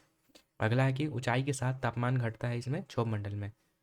कितना घटता है ये भी कभी कभी पूछ देता है, तो याद रखिएगा क्षोभ मंडल में प्रति 165 मीटर जब जाइएगा ऊपर, ठीक है, और 1 किलोमीटर की ऊंचाई पर जाने पर जो है आपका तापमान घटता है, ठीक है। मतलब 165 मीटर ऊपर जाइएगा तो यहाँ पर जो है 1 डिग्री सेल्सियस जो है वो तापमान क्या हो जाएगा वहाँ पे, कम हो जाएगा, ठीक है। 1 डिग्री सेल्सियस 165 मीटर पे जाने पे, और 1 किलोमीटर जाइएगा तो लगभग 6.4 डिग्री सेल्सियस जो यहाँ पे कम जाएगा आपका। अगला है क्षोभ मंडल की मोटाई में वृद्धि जो है वो ग्रीष्म ऋतु में होती है, ठीक है, क्षोभ मंडल की मोटाई बढ़ जाती है। और वायुयान किस में उड़ते हैं, तो वायुयान जो है समताप मंडल, मतलब क्षोभ मंडल के सिर्फ मतलब ठीक ऊपर जो है समताप मंडल होता है, उसमें जो है वायुयान उड़ते हैं। समताप मंडल की विस्तार जो है वो 18 से 50 किलोमीटर तक होता है। पहले 18 किलोमीटर तक कौन होता है, क्षोभ मंडल, और इसके बाद आपका समताप मंडल होता है। उसके बाद पूछा है ओजोन परत जो है वो पृथ्वी का सुरक्षा कवच होता है, जो कि, तो ये कहाँ पे पाया जाता है, तो ये आपका समताप मंडल में ही पाया जाता है, जिसको कि इंग्लिश में हम लोग स्ट्रेटोस्फेयर भी कहते हैं। ओजोन परत विस्तृत रूप से कितने किलोमीटर तक फैला होता है, तो 15 से 35 किलोमीटर के रेंज में जो है ये फैला होता है। और ओजोन परत किससे रक्षा करती है, तो पराबैंगनी किरणों से जो है हम लोग को रक्षा करती है। ओजोन परत की मोटाई मापने के लिए जो है किस चीज़ का यूज़ किया जाता है, तो डॉप्सन इकाई होता है, डॉप्सन यूनिट में हम लोग जो है ओजोन परत की मोटाई को मापते हैं। अगला है ओजोन क्षेत्र जो वो कहाँ पे स्थित होता है, तो ओजोन क्षेत्र जो है वो कहाँ पे स्थित है, तो ये आपका अंटार्कटिका के ऊपर जो है वो स्थित है, ठीक है। अगला है ओजोन परत को नष्ट या फिर क्षरण करने वाली गैस कौन सी है, तो ये आपकी क्लोरोफ्लोरोकार्बन यानी CFC। अगला है मध्यमंडल का विस्तार जो है वो कहाँ पे होता है, तो मध्यमंडल जो है वो समताप मंडल के ठीक ऊपर होता है, और लगभग ये 80 किलोमीटर की ऊंचाई तक जो ये फैला हुआ है, ठीक है। नेक्स्ट है उल्का से संबंधित घटनाएं, मतलब जो भी उल्का पिंड से जो है आकर के जल जाते हैं, या फिर ये सब जो भी घटनाएं होती हैं, ये सब आपको जो है आपको मध्यमंडल में ही देखने को मिलता है। और तापमान सबसे कम जो है वो मध्यमंडल का ही होता है, सबसे ठंडा इसी का होता है, ठीक है। आयन मंडल का विस्तार की बात करेंगे तो 80 से 400 किलोमीटर तक ये फैला हुआ है। और जो भी आपका रेडियो या फिर बेतार जो संचार संबंध है, ठीक है, वो आपका आयन मंडल से ही है। अगला है वायुमंडल की सबसे ऊपरी परत कौन सी होती है, तो ये आपकी वायुमंडल होती है। ठीक है, संचार उपग्रह स्थित रहते हैं इसी वाले मंडल में, वायुमंडल में ही। और पूछा है कि हाइड्रोजन और हीलियम गैस की प्रधानता जो है वो कौन से मंडल में है, तो वायुमंडल में आपका है। वायुमंडल आपको यहाँ पर याद रखना है। आगे बात कर लेते हैं। आगे है कि पृथ्वी के चारों ओर गैसों के समूह को क्या कहते हैं, तो वायुमंडल कहते हैं। वायुमंडल में जलवाष्प की मात्रा कितनी होती है, तो वायुमंडल में जलवाष्प की मात्रा जो वो 0 से 4% के बीच में होती है। अगला है समुद्र तल पर औसत वायुदाब कितना होता है, तो समुद्र तल पर औसत वायुदाब जो वो 76 सेंटीमीटर या तो 760 मिलीमीटर जो है वो होता है। अगला है कि वायुदाब सबसे कम कहाँ पे होता है, तो वायुदाब सबसे कम जो है आपका ग्रीष्म ऋतु में आपको देखने को मिलता है। अगला है वायुमंडलीय दाब मापा जाता है किसमें, तो वायुमंडलीय दाब जो है वो आपका बैरोमीटर से जो है मापा जाता है। वायुमंडलीय दाब, ठीक है, बैरोमीटर से आपका मापा जाता है। अगला है कि वायुमंडलीय दाब की इकाई होती है, तो वायुमंडलीय दाब की इकाई जो है वो बार में मापा जाता है वायुमंडलीय दाब को। और एक बार जो है किसके बराबर होता है, तो एक बार जो है 10 के पावर 5 न्यूटन पर मीटर स्क्वायर के बराबर जो है होता है। नेक्स्ट है कि बैरोमीटर जो है पाठ्यांक जब एकाएक नीचे गिरता है तो संभावना होती है, किस चीज़ की संभावना होती है, तो आंधी तूफान की जो है संभावना होती है जब बैरोमीटर जो है पाठ्यांक जब एकाएक नीचे गिरता है तो।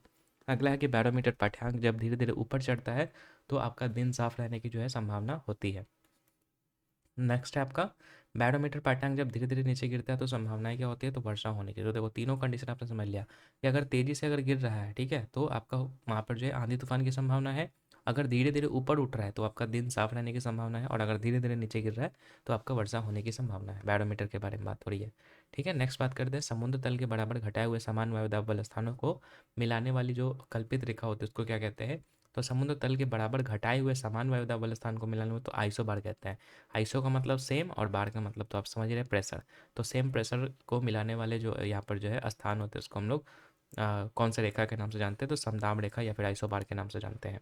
नेक्स्ट है वायु में जल की उपस्थिति कहलाती है क्या, तो ये आपका आर्द्रता कहलाती है। अगला है कि वायुमंडल की आर्द्रता मापक यंत्र किस चीज़ में मापते हैं आर्द्रता को, तो हाइग्रोमीटर में मापते हैं। अगला वायु क्या है, तो वायु गैसों का मिश्रण है। इसमें नाइट्रोजन जो 78% होता है, ऑक्सीजन 21% और कार्बन जो 0.03% जो आपका होता है। नेक्स्ट बात करते हैं पृथ्वी के वातावरण में सबसे प्रचुर मात्रा में पाई जाने वाली गैस कौन सी है, तो सबसे ज़्यादा आपका नाइट्रोजन पाया जाता है 78%। वायुमंडल में सर्वाधिक मात्रा में विद्यमान अक्रिय गैस कौन सा है, तो ये आर्गन है 0.93% के साथ। अगला है आपका वायुमंडल में नहीं पाई जाने वाली अक्रिय गैस कौन सी है, तो रेडॉन जो है वो आपका वायुमंडल में नहीं पाई जाती है। ठीक है, और ये एक अक्रिय गैस है। अगला है वातावरण तथा जीवमंडल के बीच का संबंध क्या कहलाता है, तो वातावरण और जीवमंडल के बीच का संबंध जो है पारिस्थितिकी कहलाता है। नेक्स्ट है कि पृथ्वी की सतह पर ऊष्मा का स्रोत क्या है, तो पृथ्वी पर ऊष्मा का स्रोत एकमात्र आपका सूर्य है। नेक्स्ट है पृथ्वी पर सबसे उच्चतम तापमान रिकॉर्ड किए जाते हैं, तो पृथ्वी पर सबसे उच्चतम तापमान जो है वो 20 डिग्री उत्तरी अक्षांश पर जो है वो रिकॉर्ड किया था, मतलब सबसे ज़्यादा तापमान जो है वो 20 डिग्री उत्तरी अक्षांश पर देखने को मिलता है। अगला है कि वार्षिक वार्षिक तापांतर न्यूनतम जो है वो कहाँ पे होता है, तो भूमध्य रेखा पर जो है वार्षिक तापांतर जो है सबसे कम देखने को मिलता है। अगला है कि साफ रात मेघीय रातों की अपेक्षा ठंडी होती है, तो क्यों होती है, इसके पीछे का रीजन है कि विकिरण विकिरण एक कारण होता है। इसके कारण से जो साफ रात होता है वो मेघीय रातों की अपेक्षा जो है वो ठंडी होती है। मतलब साफ रात अगर होगा तो वो ठंडा होगा और मेघीय रात होगा तो वो उतना ज़्यादा जो है ठंडा नहीं होगा। तो ये विकिरण के कारण यहाँ पे होता है। अब आते हैं द्वीप प्रायद्वीप और महाद्वीप के बारे में। सबसे पहले बात करते हैं विश्व का सबसे बड़ा द्वीप कौन सा है, तो ये ग्रीनलैंड है। ठीक है, अगला है ग्रीनलैंड द्वीप किसके अधीन है, तो ये डेनमार्क के अंतर्गत आता है। डेनमार्क में ही आपका है ग्रीनलैंड। अगला है सबसे बड़ा प्रायद्वीप कौन सा है, तो ये आपका है अरब प्रायद्वीप। सबसे बड़ा द्वीप है ग्रीनलैंड, अरब प्रायद्वीप बोलेगा तो ये अरब प्रायद्वीप है। ठीक है, प्रायद्वीप आपने समझ रहा होगा पेनिनसुलर जो कि तीन तरफ से क्या होता है, पानी से घिरा होता है। अगला है सबसे बड़ा द्वीप समूह। सबसे बड़ा द्वीप समूह की बात करेंगे तो ये आपका इंडोनेशिया वाला हो जाएगा। और विश्व का दूसरा सबसे बड़ा द्वीप बड़ा द्वीप बोलेगा तो ये आपका न्यू गिनी हो जाएगा। New Guinea. न्यू गिनी द्वीप कहाँ पे है, तो ये आपका ऑस्ट्रेलिया में है न्यू न्यू गिनी। और विश्व का तीसरा सबसे बड़ा द्वीप बोलेगा तो ये आपका बोर्नियो हो जाएगा। पहला हो जाएगा आपका इंडोनेशिया, दूसरा न्यू गिनी और तीसरा बोर्निया। अगला बात करते हैं हिंद महासागर सबसे बड़ा द्वीप। हिंद महासागर का सबसे बड़ा जो द्वीप है वो आपका मेडागास्कर हो जाएगा, तो ये भी याद रखिएगा। आगे बात करते हैं।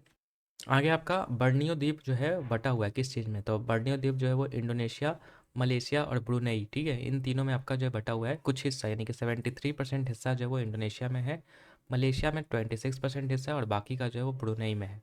नेक्स्ट है सेशल्स द्वीप जो वो कहाँ पे स्थित है, तो सेशल्स द्वीप जो आपका हिंद महासागर में स्थित है। अगला है फिजी द्वीप कहाँ पे है, तो फिजी द्वीप आपका जो है प्रशांत महासागर में है फिजी द्वीप। अगला है पम्बन द्वीप। तो पम्बन द्वीप आपको पता ही होगा, भारत और श्रीलंका के बीच में मन्नार की खाड़ी पर है। ठीक है, मन्नार की खाड़ी में है पम्बन द्वीप।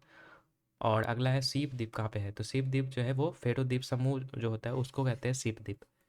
जापान का विशालतम द्वीप कौन सा है? तो ये होन्शु द्वीप जो है वो जापान का सबसे बड़ा द्वीप है। ठीक है, टोक्यो जो है वो होन्शु द्वीप पर ही स्थित है, याद रखिएगा। जो जापान जापान की राजधानी है टोक्यो, वो होन्शु द्वीप पर ही स्थित है।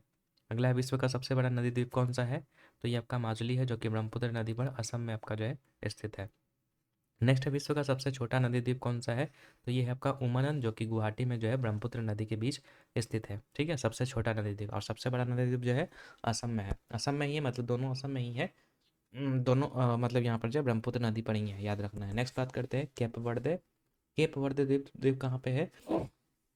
तो केप वर्दे द्वीप जो वो अटलांटिक महासागर में है। और हैती द्वीप की बात करेंगे तो ये आपका कैरिबियन सी में है।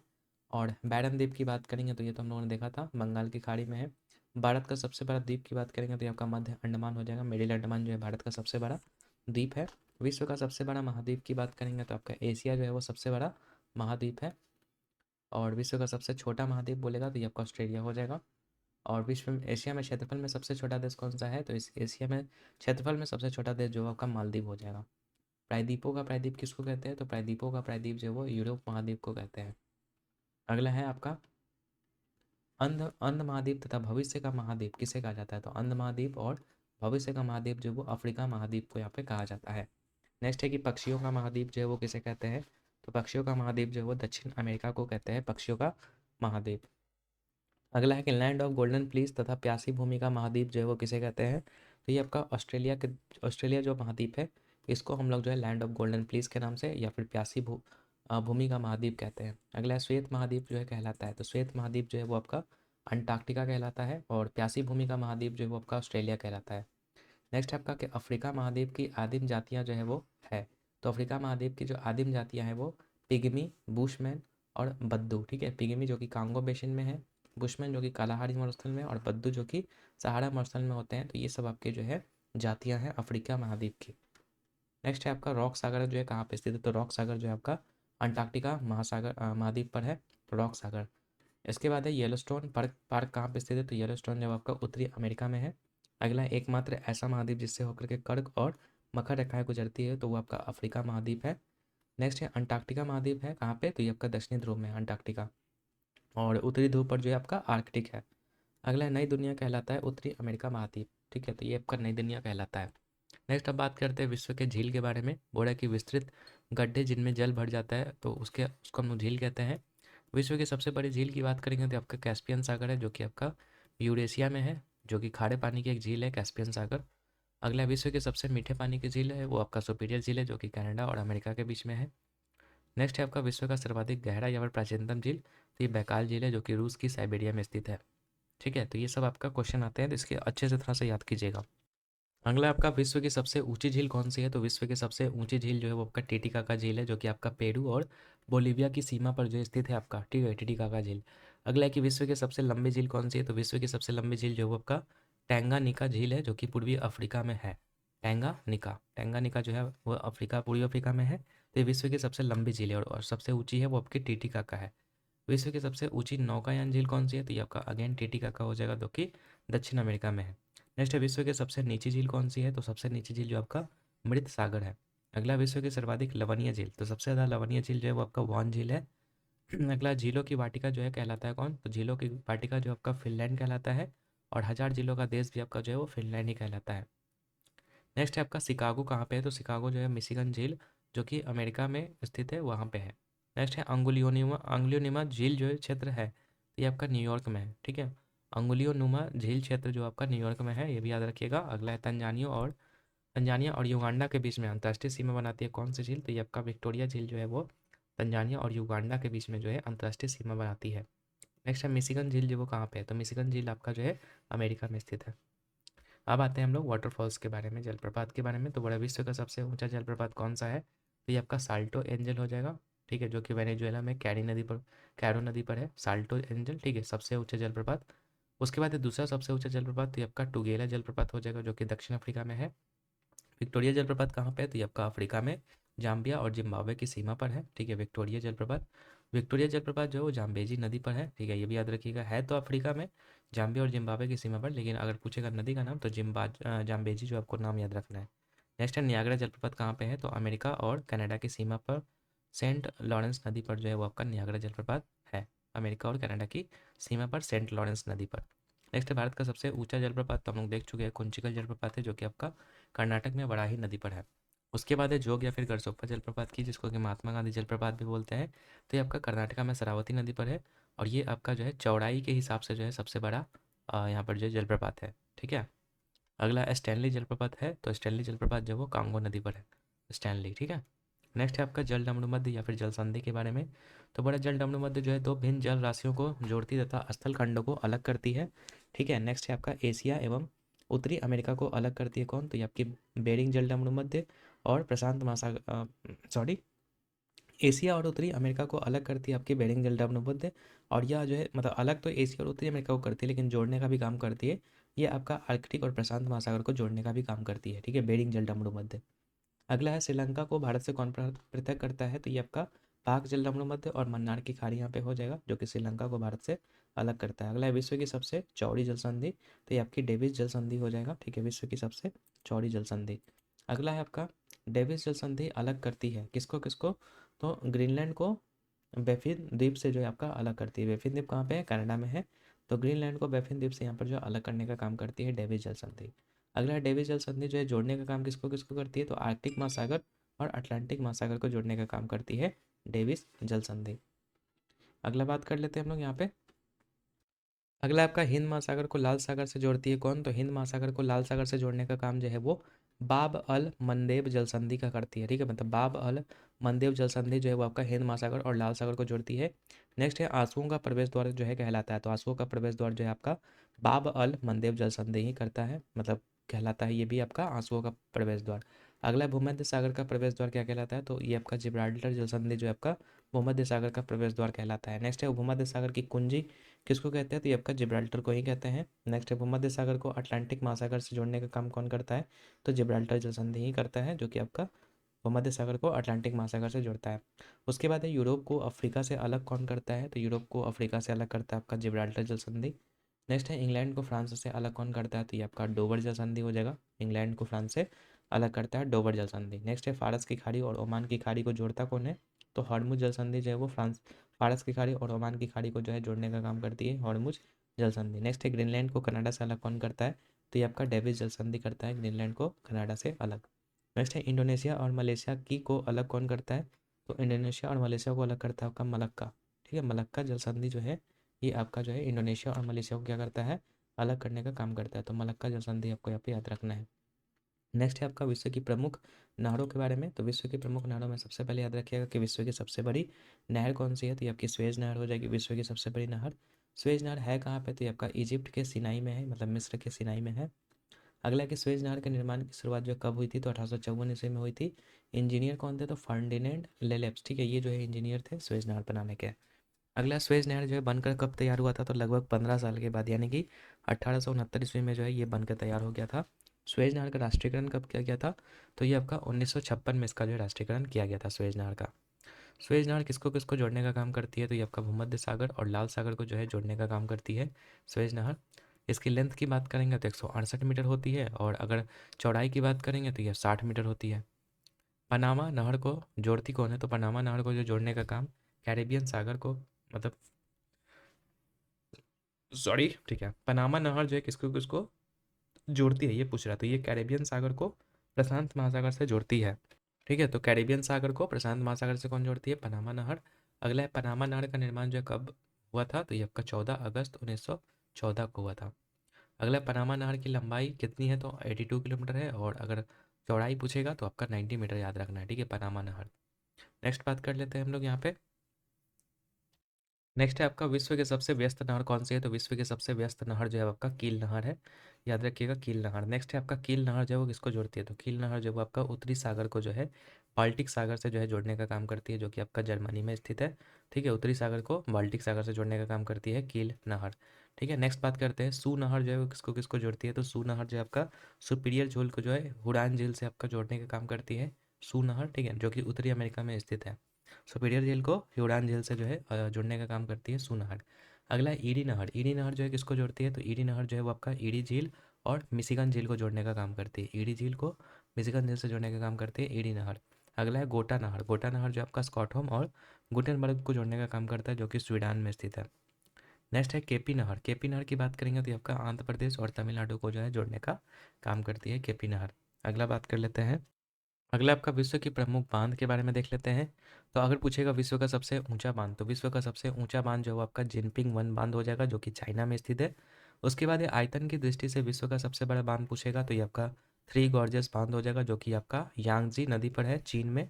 इसके अलावा विश्व का सबसे लंबा बांध बात करेंगे तो विश्व का सबसे लंबा बांध जो है आपका हीराकुड बांध हो जाएगा। ठीक है। अगर बात करेंगे तो ये है कहाँ पे, तो भारत के ओडिशा में है, महानदी पर बना हुआ है। ठीक है। नेक्स्ट है करीबा बांध। करीबा बांध जो है आपका जाम्बेजी नदी पर है। और आसवन बांध की बात करेंगे तो ये आपका नील नदी पर अफ्रीका महाद्वीप के मिस्र देश में है, जिसका निर्माण जो है 1960 में हुआ था, आसवन बांध का। नील नदी पर, याद रखिएगा, अफ्रीका में। नेक्स्ट है नुरेक बांध का निर्माण किया गया है, तो ये ताजिकिस्तान में बख्श नदी पर जो आपका किया गया है नुरेक बांध का निर्माण। अगला है ओरोविले बांध। तो ओरोविले बांध जो आपका अमेरिका में फीदर नदी पर है। ओरोविले बांध जो है वो अमेरिका के फीदर नदी पर है। नेक्स्ट है तारेबला बांध। तो तारेबला बांध जो आपका सिंधु नदी पर बना हुआ है, पाकिस्तान में ये है। अब आते हैं प्रवाल भित्ति यानी कि कोरल रिफ्स के बारे में। तो ये होती क्या है, तो याद रखिएगा कि समुद्र के भीतर स्थित चट्टान जो कि प्रवालों द्वारा जो है छोड़े गए कैल्शियस कार्बोनेट से निर्मित होते हैं, तो इसको प्रवाल भित्ति कहते हैं। विश्व का सबसे बड़ा प्रवाल भित्ति अगर पूछेगा तो याद रखिएगा इसमें आपको ग्रेट बैरियर रीफ आ जाएगा, जो इसके अलावा क्वींसलैंड हो जाएगा, जो कि ऑस्ट्रेलिया के उत्तर पूर्व में प्रशांत महासागर में स्थित है। ठीक है। मतलब उस विश्व, सॉरी, मतलब क्या बोल दिया मैंने, मतलब इसमें ग्रेट बैरियर रीफ का नाम याद रखना है। विश्व की सबसे बड़ी प्रवाल भित्ति जो कहाँ पे पड़ता है, तो ये आपका क्वींसलैंड ऑस्ट्रेलिया में पड़ता है। ठीक है। और ये उत्तर पूर्व में प्रशांत महासागर में स्थित है। नेक्स्ट है प्रवाल भित्तियाँ मुख्य रूप से पाई जाती है कहाँ पे, तो उष्णकटिबंधीय क्षेत्रों में जो है आपको प्रवाल भित्तियाँ जो है आपको पाई जाती है। नेक्स्ट है कि लक्षद्वीप समूह जो है पूरी तरीके से निर्मित है, तो प्रवाल भित्ति से ही आपका जो है लक्षद्वीप समूह जो है वो बना हुआ है। अब आते हैं, बात करते हैं वर्षा और बादल के बारे में। तो बड़े बादलों में जलवाष्प की मात्रा जो है अधिक होकर के पृथ्वी पर गिरने की प्रक्रिया को क्या कहते हैं, तो वर्षा कहलाता है। ठीक है। जलवाष्प की मात्रा जो है अधिक होकर के पृथ्वी पर गिरने की प्रक्रिया जो है आपका वर्षा कहलाता है। नेक्स्ट है वर्षा की मात्रा निर्भर करती है किस चीज़ पे, तो वायुमंडल में नमी पर जो है आपका डिपेंड करता है वर्षा की मात्रा। सर्वाधिक नमी जो है अधिक वर्षा होती है। ठीक है। नेक्स्ट है समान वर्षा वाले क्षेत्रों को जोड़ने वाली रेखा क्या कहलाती है, तो समान वर्षा वाले क्षेत्रों को जोड़ने वाली रेखा जो है आइसो हाइट या फिर समवर्षा रेखा कहलाती है। अगला है वर्षा मापने का यंत्र कौन सा है, तो वर्षा मापने का यंत्र जो है वो रेन गेज या फिर प्लूवियोमीटर जो है उससे जो है मापा जाता है आपका वर्षा। नेक्स्ट है सर्वाधिक ऊंचाई वाले बादल हैं, तो ये आपके पक्षाव मेघ जो है वो कहलाते हैं। ठीक है। पक्षाव मेघ जो है वो सबसे ऊंचाई पर स्थित बादल होते हैं। इसके अलावा मोती की माला कहलाता है, तो मोती की माला आपका जो है ये पक्षाव मेघ ही कहलाता है। अगला है निम्न ऊंचाई पर स्थित बादल, मतलब सबसे नीचे कौन सा होता है, तो वर्षा मेघ जो है वो आपके होते हैं। गोभी के फूल जैसा दिखता है कौन सा बादल, तो ये कपासी मेघ करके होता है, जिसको कि जो कि गोभी के फूल के आकार का जैसा दिखाई देता है। अगला है रेगिस्तान में बादल नहीं बरसते हैं, क्यों नहीं बरसता है, तो इसके पीछे का रीजन है कि वहाँ पर आर्द्रता होता है वो बहुत कम होता है। नेक्स्ट है कि बादलों की दिशा एवं गति को मापने वाला यंत्र क्या कहलाता है, तो बादल की दिशा और गति को मापने वाला जो यंत्र होता है वो आपका नेफोस्कोप जो वो कहलाता है। नेक्स्ट है आपका कृत्रिम वर्षा के लिए प्रयोग किया जाता है, तो कृत्रिम वर्षा के लिए जो आपका सिल्वर आयोडाइड का जो है यूज किया जाता है, सिल्वर आयोडाइड। आगे बात करते हैं वर्षा के प्रमुख प्रकार। तो वर्षा के अलग अलग प्रकार होते हैं, जैसे कि संवहनीय वर्षा होती है, पर्वतीय वर्षा होती है और चक्रवातीय वर्षा होती है। तो तीन मुख्य प्रकार है यह वर्षा के, याद रखिएगा। इसके अलावा सर्वाधिक वर्षा की बात करेंगे तो ये कहाँ पे होता है, तो ये आपका विषुवत रेखा पर देखने को मिलता है। विषुवत प्रदेशों में वर्षा होती है, तो ये आपकी जो वर्षा होती है विषुवत प्रदेशों में, ये संवहनीय वर्षा होती है। उसके अलावा जो शीतोष्ण प्रदेश होती है वहाँ पर जो वर्षा होती है वो चक्रवातीय वर्षा होती है। और जो थल एवं समुद्र समीर बनने के कारण उत्पन्न होता है वर्षा, तो ये आपका संवहन वर्षा कहलाती है। तो तीनों टाइप के वर्षा आपको यहाँ पे क्लियर हो गया होगा। अब आते हैं नेक्स्ट, बात कर लेते हैं हम लोग यहाँ पे। और सॉरी, पर्वतीय तो हुआ नहीं, पर्वतीय मतलब वही पर्वत वाले एरिया में जो है जो वर्षा होती है अप साइड और क्या कहते हैं अपवर्ड और लीवर्ड, तो उसको कहते हैं पर्वतीय वर्षा। ठीक है। नेक्स्ट बात करते हैं चक्रवात और तूफान के बारे में। तो चक्रवात में होते हैं, तो चक्रवात में केंद्र में निम्न दाब होता है और बाहर की ओर जो है वो उच्च दाब होता है। ठीक है। निम्न दाब केंद्र में और बाहर की तरफ जो आपका उच्च दाब होता है। अगला है अयनवर्ती क्षेत्र। अयनवर्ती क्षेत्र कर्क और मकर रेखा के बीच में जो है उत्पन्न चक्रवात कहलाते हैं। तो ये आपका जो है उष्ण कटिबंधीय चक्रवात होते हैं। ठीक है। कर्क रेखा और मकर रेखा के बीच में उत्पन्न होने वाले जो चक्रवात होते हैं उसको क्या कहते हैं, उष्ण कटिबंधीय चक्रवात कहते हैं। नेक्स्ट है आपका उष्णकटिबंधीय चक्रवात को ऑस्ट्रेलिया में किस नाम से जानते हैं? तो उष्णकटिबंधीय चक्रवात को ऑस्ट्रेलिया में वेली वेली के नाम से जानते हैं। चीन में जो है आपका टाइफून कहते हैं, अमेरिका में हरिकेन के नाम से जानते हैं और भारत में इसको चक्रवात कहते हैं। अगला है टॉर्नेडो क्या है? तो टॉर्नेडो एक प्रकार का उष्णकटिबंधीय तूफान है जो कि अमेरिका के कैरिबियन सागर में उठता है, ठीक है, टॉर्नेडो। अगला है टॉर्नेडो की तीव्रता मापने के लिए प्रयोग किया जाता है किस चीज़ का? तो फुजीटा स्केल का जो यूज किया जाता है टॉर्नेडो की तीव्रता को मापने के लिए। अगला है टॉर्नेडो प्रभावित अमेरिका का बृहद मैदानी भाग मिसिसिपी कहलाता है, ये भी याद रखिएगा। तो ये आपका जो है टॉर्नेडो एली कहलाता है। टॉर्नेडो प्रभावित अमेरिका का बृहद मैदानी भाग जो है वो आपका टॉर्नेडो एली कहलाता है। नेक्स्ट है हरिकेन उठते हैं कहाँ पे? तो ये आपके अटलांटिक महासागर में उठते हैं। और टाइफून कहाँ उठते हैं? तो ये आपके प्रशांत महासागर में उठते हैं टाइफून। अगला है पवन। पवन की बात करेंगे तो पवन जो है आपका याद रखिएगा कैसे कैसे चलती है। तो पवन हमेशा जो है उच्च वायुदाब से निम्न वायुदाब क्षेत्र की ओर जो वो क्षैतिज रूप से चलती है। फेडरल के नियम संबंध है किस चीज़ से? तो फेडरल का नियम जो वो पवन की दिशा से ही संबंधित है। अगला है कि पछुआ पवन चलती है। तो पछुआ पवन जो आपका 40 से 60 डिग्री अक्षांशों के बीच जो है पश्चिम से पूरब की ओर चलती है, ठीक है। 40 से 60 डिग्री जो अक्षांश होता है उसके बीच में जो है पछुआ हवाएं चलती हैं जो कि आपका पश्चिम से पूर्व की ओर चलती है। अगला है गरजता चालीसा, प्रचंड पचासा और चीखता साठा कहा जाता है। तो पछुआ पवन को ही हम लोग जो है अलग अलग नाम देते हैं, अलग अलग अक्षांश पर बहने के कारण इसको जो अलग अलग नाम दिए हैं। नेक्स्ट है आपका व्यापारिक पवनें चलती है। तो व्यापारिक पवनें जो आपका उपोष्ण उच्च दाब क्षेत्र लगभग 30 से 35 डिग्री अक्षांश के बीच में जो है आपका ये व्यापारिक पवनें चलती हैं, ठीक है। और इससे भूमध्य सागर की ओर मतलब उच्च दाब से भूमध्य सागर की ओर चलती है ये। और लगभग वही 30 से 35 डिग्री अक्षांश के बीच में ये चलती है व्यापारिक पवनें। अगला कि मिस्ट्रल स्थानीय पवन कहाँ का है? तो मिस्ट्रल की अगर हम बात करेंगे तो मिस्ट्रल आपका जो वो स्पेन और फ्रांस का जो है वो स्थानीय पवन कहलाता है। अगला कि मैस्ट्रल स्थानीय पवन है। तो मैस्ट्रल की बात करेंगे तो ये आपका उत्तरी इटली का है और मिस्ट्रल जो है स्पेन और फ्रांस का है, दोनों अलग अलग है। अगला हरमट्टन पवन चलती है कहाँ पे? तो ये आपका सहारा रेगिस्तान में जो है हरमट्टन पवन चलती है। अगला है कि डॉक्टर पवन कहाँ पे चलता है? तो डॉक्टर पवन जो आपका हरमट्टन पवन जो कि आपका गिनी तट पर चलता है वो आपका डॉक्टर पवन होता है, ठीक है। हरमट्टन पवन जो कि गिनी तट पर चलता है उसी को हम लोग डॉक्टर पवन कहते हैं। अगला आपका है सीमुख पवन कहाँ पे चलता है? तो सीमुख पवन की बात करें तो ये आपका अरब रेगिस्तान में जो है नॉर्वेस्ट अरब रेगिस्तान में चलता है। इसके अलावा नॉर्वेस्टर क्या है? तो नॉर्वेस्टर आपका न्यूजीलैंड के गर्म शुष्क पवन को कहते हैं। लू क्या है? तो लू जो है उत्तर भारत में चलने वाली गर्म पवनों को लू कहते हैं। ब्लैक रोलर होता है जो कि आपका धूल भरी आंधी होता है जो कि अमेरिका में चलता है, तो उसको ब्लैक रोलर कहते हैं। अगला आपका है पछुआ पवन के मार्ग में पड़ने वाले एकमात्र राजधानी कौन सा है? तो पछुआ पवनों के मार्ग में पड़ने वाली एकमात्र जो राजधानी है जो कि है न्यूजीलैंड की राजधानी जो कि है वेलिंगटन। आगे बात करते हैं। आगे आपका ब्लिज़ार्ड, ठीक है। तो ब्लिज़ार्ड की बात करेंगे तो यहाँ पे याद रखना है कि बर्फ़ के कणों से युक्त झंझावत को हम लोग जो है ब्लिज़ार्ड कहते हैं। बर्फ़ के कणों से युक्त जो झंझावत होता है उसको ब्लिज़ार्ड कहते हैं। इसके अलावा नॉर्वेस्टर्स की बात करेंगे तो भारत में चलने वाले स्थानीय पवनों को जो है हम लोग नॉर्वेस्टर्स कहते हैं, जो कि इसका अन्य नाम जो है काल वैसाखी भी है, ठीक है। नेक्स्ट बात करते हैं 0 डिग्री विषुवत रेखा से 5 डिग्री या फिर 10 डिग्री उत्तर और दक्षिण अक्षांश के बीच में निम्न वायुदाब का क्षेत्र जो वो क्या कहलाता है? तो इसको हम लोग डोलड्रम कहते हैं। 0 डिग्री विषुवत रेखा से लेकर के 5 या 10 डिग्री उत्तर और दक्षिण अक्षांश के बीच में जो निम्न वायुदाब का क्षेत्र होता है उसको हम लोग डोलड्रम कहते हैं या इसी को हम लोग शांत कटिबंध भी कहते हैं, ठीक है। नेक्स्ट बात कर लेते हैं अब वन की बात करते हैं। बोला कि पृथ्वी पर घने वन जो है वो मिलते हैं। तो पृथ्वी पर घने वन जो है आपके या तो विषुवत रेखा या तो मतलब वही विषुवत या फिर मध्य रेखा के पास में आपको देखने को मिलता है जो कि उष्णकटिबंधीय वन होता है। तो ये आपके सबसे घने वन होते हैं। अगला विस्तृत उष्णकटिबंधीय वर्षा वन जो है वो कहाँ पर मिलते हैं? तो विस्तृत उष्णकटिबंधीय वर्षा वन आपको जो है कांगो घाटी में आपको जो है देखने को मिलेगा। अगला शंकुधारी वन कहाँ पे पाए जाते हैं? तो शंकुधारी वन आपको जो है शीतोष्ण क्षेत्र मतलब ठंडे क्षेत्र में आपको देखने को मिलते हैं। अगला है विश्व के सबसे बड़े और घने वन कहाँ पे मिलते हैं? तो विश्व के सबसे बड़े और घने वन जो है ब्राज़ील में आपका जो है अमेजन बेसिन के पास जो है देखने को मिलता है। नेक्स्ट है विश्व का सबसे बड़ा मैंग्रोव वन है। तो सबसे बड़ा मैंग्रोव वन जो आपका सुंदरवन है। सुंदरवन है कहाँ पे? तो कई बार हो चुका है, भारत और बांग्लादेश में है। अंतर्राष्ट्रीय वन दिवस जो है कब मनाते हैं? तो 21 मार्च को मनाते हैं और सबसे अधिक वन क्षेत्र वाला देश जो है आपका रूस है, याद रखिएगा। सबसे अधिक वन प्रतिशत वाला बोलेगा, देखो क्षेत्र में अगर बात करेगा तो रूस, और अगर पूछेगा प्रतिशत के अकॉर्डिंग सबसे अधिक वन तो ये आपका सूरीनाम और गैबोन में जो है आपका सबसे ज़्यादा वन जो है देखने को मिलता है। अब आते हैं मैदान के बारे में। तो बोला कि धरातल समतल या फिर निम्न भूभाग जो है वो मैदान कहलाता है। चूने पत्थर से निर्मित मैदान जो वो आपका कास्ट मैदान कहलाता है। अगला है हवा द्वारा उड़ाकर लाई गई मिट्टी एवं बालू के कणों से निर्यात जो मैदान होता है उसको लोएस मैदान कहते हैं। और पृथ्वी की मध्य सतह से होकर के गुजरने वाली जो रेखा है वो तो आपको पता ही होगा कि ये विषुवत रेखा होती है। विषुवत रेखा से 30 डिग्री उत्तर और 30 डिग्री दक्षिण का जो भाग होता है वो आपका उष्णकटिबंधीय कहलाता है। 30 से 45 डिग्री उत्तरी और दक्षिणी अक्षांश के बीच स्थित क्षेत्र को उपोष्णकटिबंध कहते हैं। अगर मैं फिगर आपको समझाऊँ तो इस तरीके से अर्थ है, ये 0 डिग्री है, ठीक है, फिर उसके बाद 30 डिग्री है ऊपर और 30 डिग्री नीचे, और फिर है आपका 60 डिग्री ऊपर, ठीक है, 60 डिग्री ऊपर और 60 डिग्री नीचे।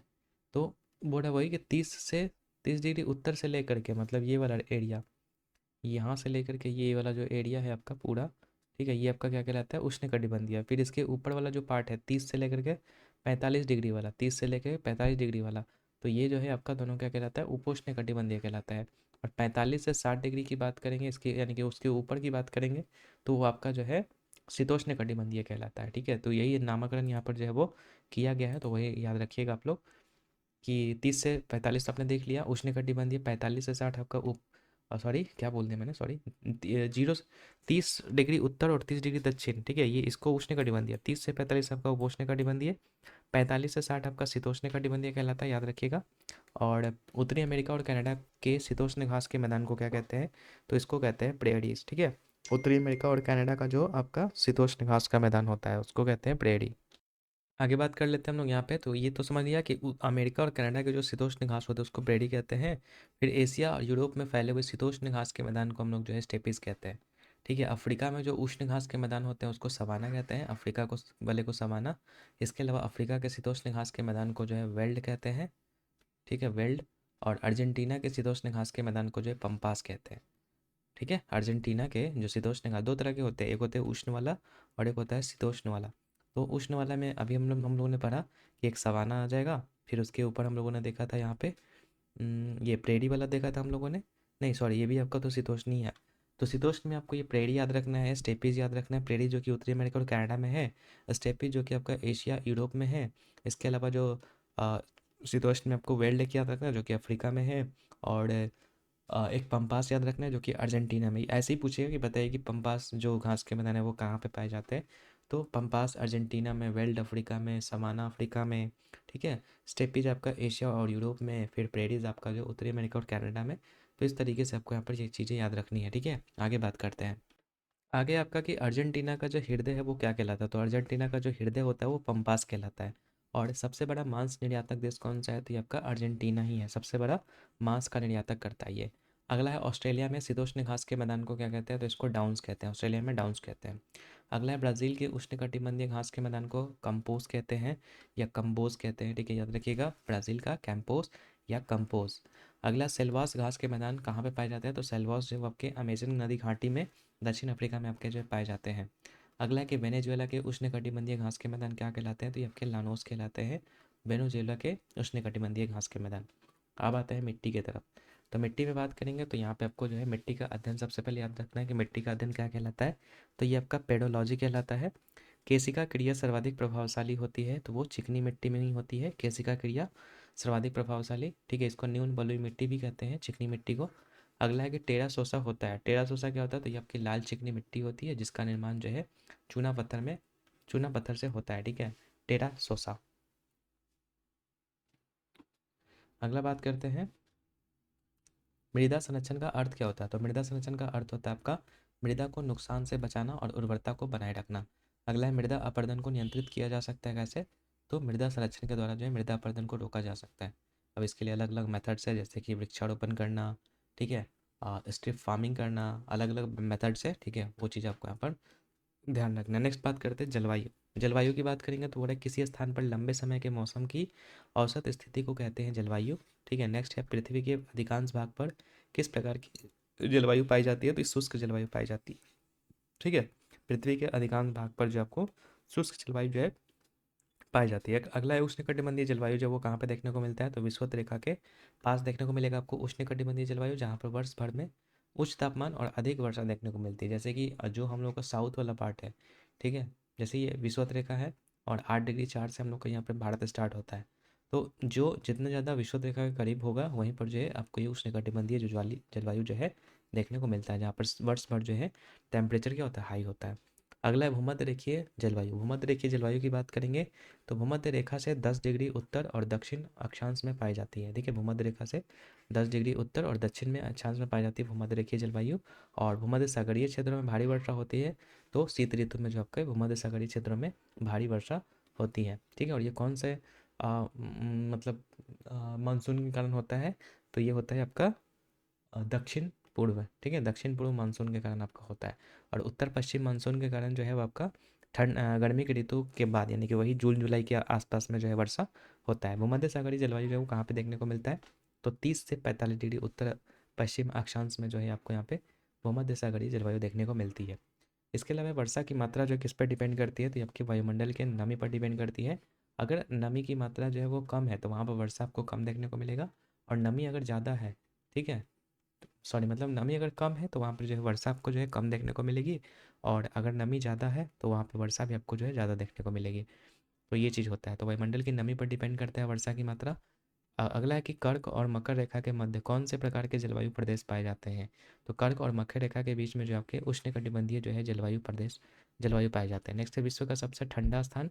तो सबसे ठंडा स्थान बोलेगा विश्व का तो ये आपका हो जाएगा बरखोयांस्क। बरखोयांस्क जो है आपका ये सबसे ठंडा स्थान है। नेक्स्ट है कि विश्व का आर्द्रतम स्थान कौन सा है? तो विश्व का आर्द्रतम स्थान जो है आपका मौसिन राम है, मौसिन राम। नेक्स्ट है आपका कोपेन के जलवायु वर्गीकरण में बी अक्षर जो किस जलवायु को निरूपित करता है? तो कोपेन के जलवायु वर्गीकरण में जो बी अक्षर है ये आपका शुष्क जलवायु, ठीक है, शुष्क जलवायु को यहाँ पर जो है वो निरूपित करता है। अगला कोपेन का जो सी एस जलवायु होता है वो किन क्षेत्रों में पाया जाता है? तो ये जो सी एस होता है ये आपका भूमध्य सागरीय क्षेत्र में आपका जो है पाया जाता है। आप एक कोपेन वाला जो है जलवायु वाला जो है पढ़ लीजिएगा कि जो कोड होता है अलग अलग ए बी सी करके, ठीक है, उसको देख लीजिएगा कि कौन सा कोड जो है वो किस जलवायु को डिपेंड करता है। तो ऐसे ही भूमध्य सागरीय क्षेत्र वाला जो आपका सी एस जलवायु को जो है डिपेंड कर मतलब डिनोट करता है। तो ये चीज़ याद रखिएगा। आगे आप सभी के सामने यहाँ पे नदी के बारे में पढ़ने वाले हैं आप हम लोग। तो बोला कि विश्व की सबसे लंबी नदी कौन सी है? तो विश्व की सबसे लंबी नदी जो आपकी नील नदी है। और अगर पूछेगा नील नदी का उद्गम कहाँ से है तो ये आपका विक्टोरिया झील से आपका है। ठीक है, नील नदी का उपहार कहलाता है तो ये आपका मिस्र जो है वो नील नदी का उपहार जो है वो कहलाता है।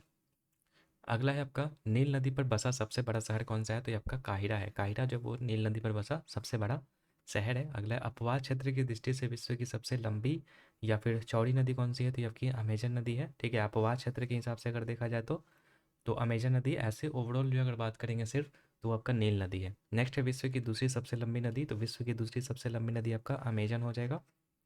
दक्षिण अमेरिका की सबसे लंबी नदी आपका अमेजन ही हो जाएगा। विश्व की सबसे विश्वासघाती नदी जो है हवांगो हो जाएगा। ठीक है, हवांगो विश्व की सबसे विश्वासघात नदी। नेक्स्ट है श्रीलंका की सबसे लंबी नदी। तो श्रीलंका का अगर बोलेगा तो महावेली गंगा हो जाएगा। महावेली गंगा जो श्रीलंका की सबसे लंबी नदी है।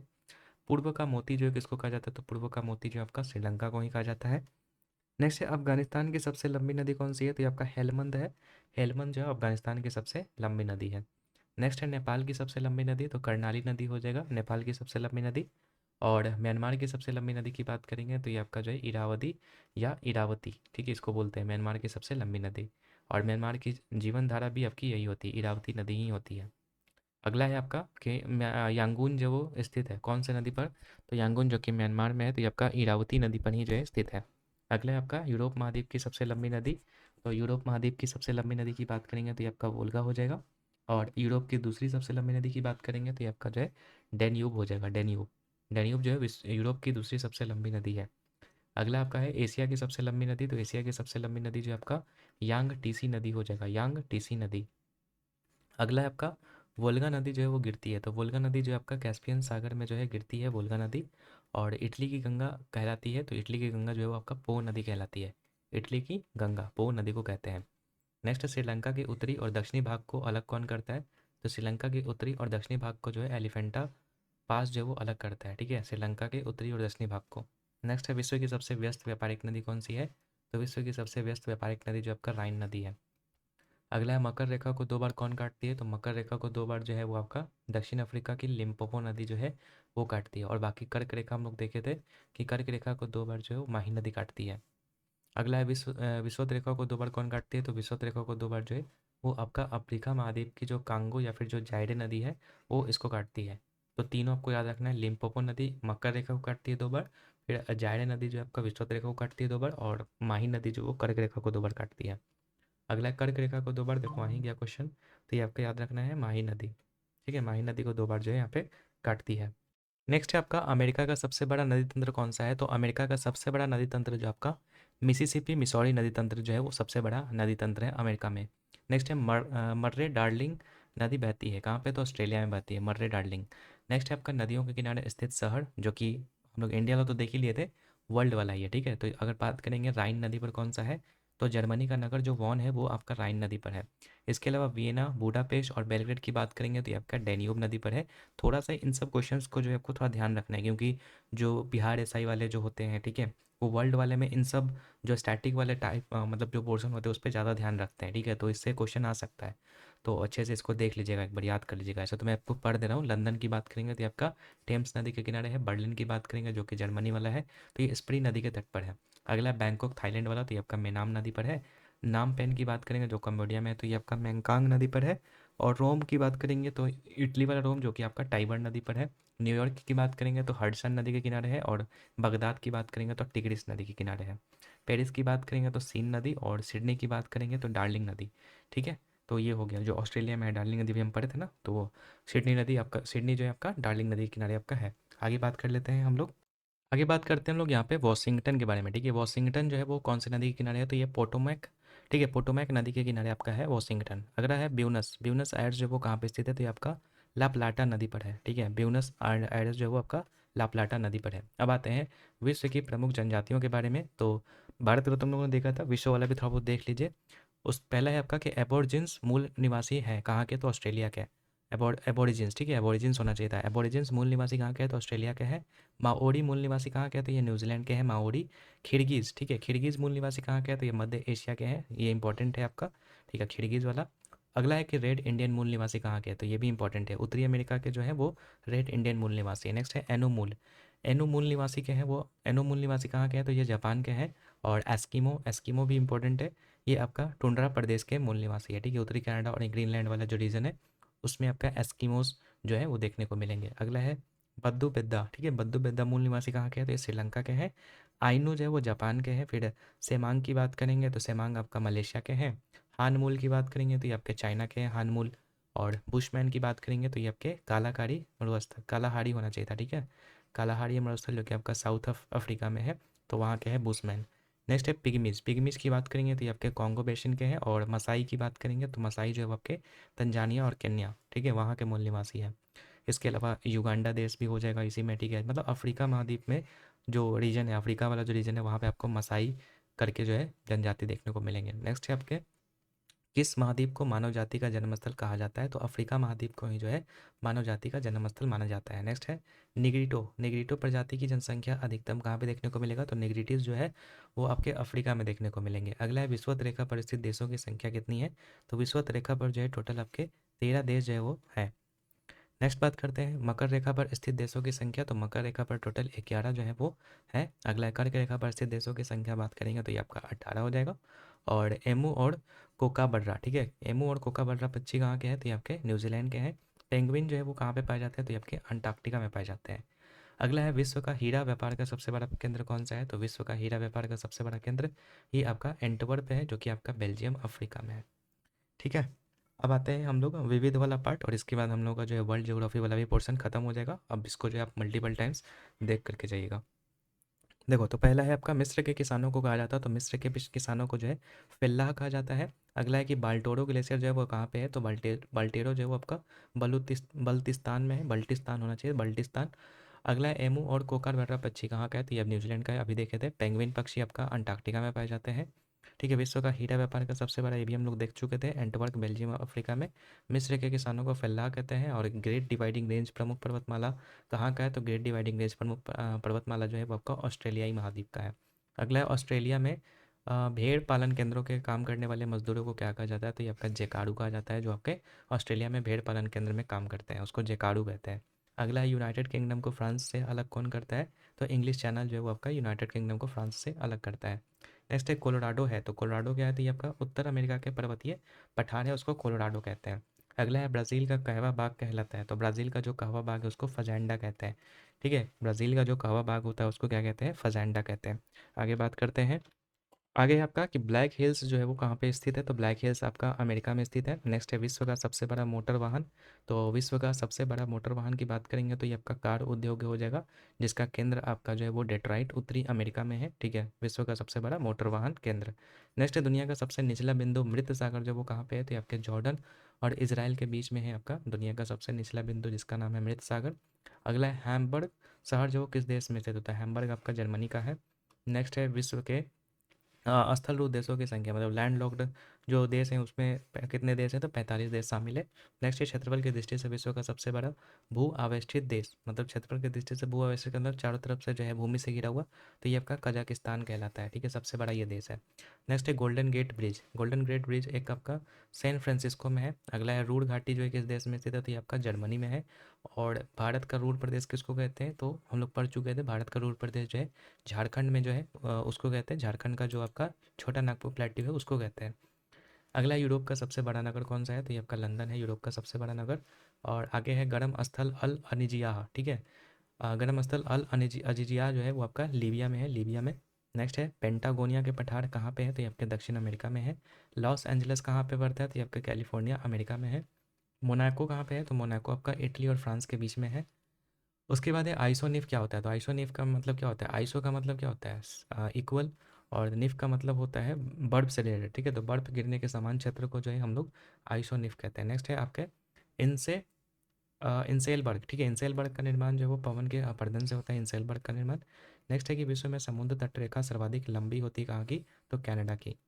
अगला है बाकू कहाँ पे किस लिए फेमस है, तो बाकू आपका जो है पेट्रोलियम के लिए फेमस है, जो कि आपका अजरबैजान में है बाकू। अगला है यूरोप का भारत कहा जाता है, तो यूरोप का भारत जो है वो आपका इटली को कहा जाता है। नेक्स्ट है नगरों का नगर किसे कहते हैं, तो नगरों का नगर न्यूयॉर्क को कहते हैं। गंधक उत्पादन में अग्रणी देश कौन सा है, तो गंधक उत्पादन में यूएस है, ये सबसे अग्रणी है। यूरेनियम में सबसे अग्रणी देश आपका कनाडा है, यूरेनियम में। जिंक की बात करेंगे तो जिंक में कनाडा। सर्वाधिक अंगूर और जैतून की बात करेंगे तो इसमें इटली। तारा उत्पादन में सबसे ज़्यादा स्पेन। और सोयाबीन की बात करेंगे तो इसमें आपका यूएसए हो जाएगा। अगला है विश्व का सबसे बड़ा रेलवे जंक्शन। तो सबसे बड़ा रेलवे जंक्शन शिकागो का हो जाएगा। देश के अंदर देश की संज्ञा किसको दी जाती है, तो देश के अंदर देश जो है वो कनाडा के क्यूबेक को कहा जाता है। अगला है एड्रियाटिक की रानी किसको कहते हैं, तो एड्रियाटिक की रानी जो है वो वेनिस कहलाता है। अगला है घाना का पुराना नाम। ठीक है, घाना का पुराना नाम क्या है, तो गोल्ड कोस्ट जो वो घाना का पुराना नाम है। अगला है जकार्ता का प्राचीन नाम, तो ये हो जाएगा आपका बटाविया, बटाविया जो जकार्ता का प्राचीन नाम है। हनोई किसकी राजधानी है, तो ये आपका वियतनाम की राजधानी है हनोई। नेक्स्ट है डबलिन किस देश की राजधानी है, तो डबलिन आपका आयरलैंड की राजधानी है। ब्रिज टाउन किसकी राजधानी है, तो ब्रिज टाउन आपको जो है बारबाडोस देश की आपकी जो है राजधानी है, जो कि ऑस्ट्रेलिया महाद्वीप में आपका पड़ता है। अगला विश्व की सबसे बड़ी खाड़ी, तो विश्व की सबसे बड़ी खाड़ी आपका हडसन कनाडा हो जाएगा। अमेरिका की खोज की बात करेंगे तो आपका कोलंबस ने किया था 1492 में। विश्व का सबसे बड़ा नगर की बात करेंगे तो आपका टोक्यो हो जाएगा जापान में। ठीक है, नेक्स्ट बात करते हैं नहरों का देश किसको कहते हैं, तो नहरों का देश पाकिस्तान को कहते हैं। और विश्व का सबसे बड़ा बंदरगाह की बात करेंगे तो विश्व का सबसे बड़ा बंदरगाह न्यूयॉर्क कहलाता है। और विश्व का प्रथम परमाणु ऊर्जा घर स्थापित किया गया था कहाँ पे, तो रूस में किया गया था विश्व का प्रथम परमाणु ऊर्जा घर संयंत्र। लास्ट है आपका एलएसी पैलेस जो कहाँ पे स्थित है, तो एलएसी पैलेस जो है वो आपका फ्रांस में आपका जो है स्थित है। ठीक है, तो इसी के साथ हम लोग का यहाँ पर जो है वर्ल्ड ज्योग्राफी वाला जो पोर्शन है ये यहाँ पर कंप्लीट हो जाता है। इसके अलावा इंडियन ज्योग्राफी भी हम लोग करवा दिए हैं। अब इसके बाद नेक्स्ट वीडियो जो है वो कौन से मतलब सब्जेक्ट का चाहिए वन शॉट, ठीक है, वो आप मुझे कमेंट सेक्शन में बताइएगा, तो उसका नेक्स्ट वीडियो आपको लेकर के मैं दे दूंगा। ठीक है, बाकी जितना हो सके आप इस वीडियो को अपने दोस्तों के साथ शेयर कीजिए। सभी लोग से रिक्वेस्ट है कि आप वीडियो के नीचे कमेंट भी कीजिए कि आपको जो है कैसा लगता है हमारी वीडियोस। ठीक है, वीडियो अगर अच्छी लगती है तो लाइक भी जरूर कर दिया कीजिए, एंड चैनल पर नहीं हो तो सब्सक्राइब तो करना ही है, ताकि आगे की वीडियोज आपको जो है मिल सके। बाकी चलिए इस वीडियो को यहीं पर रखेंगे, मिलते हैं आपसे नेक्स्ट वीडियो में, तब तक के लिए गुड बाय।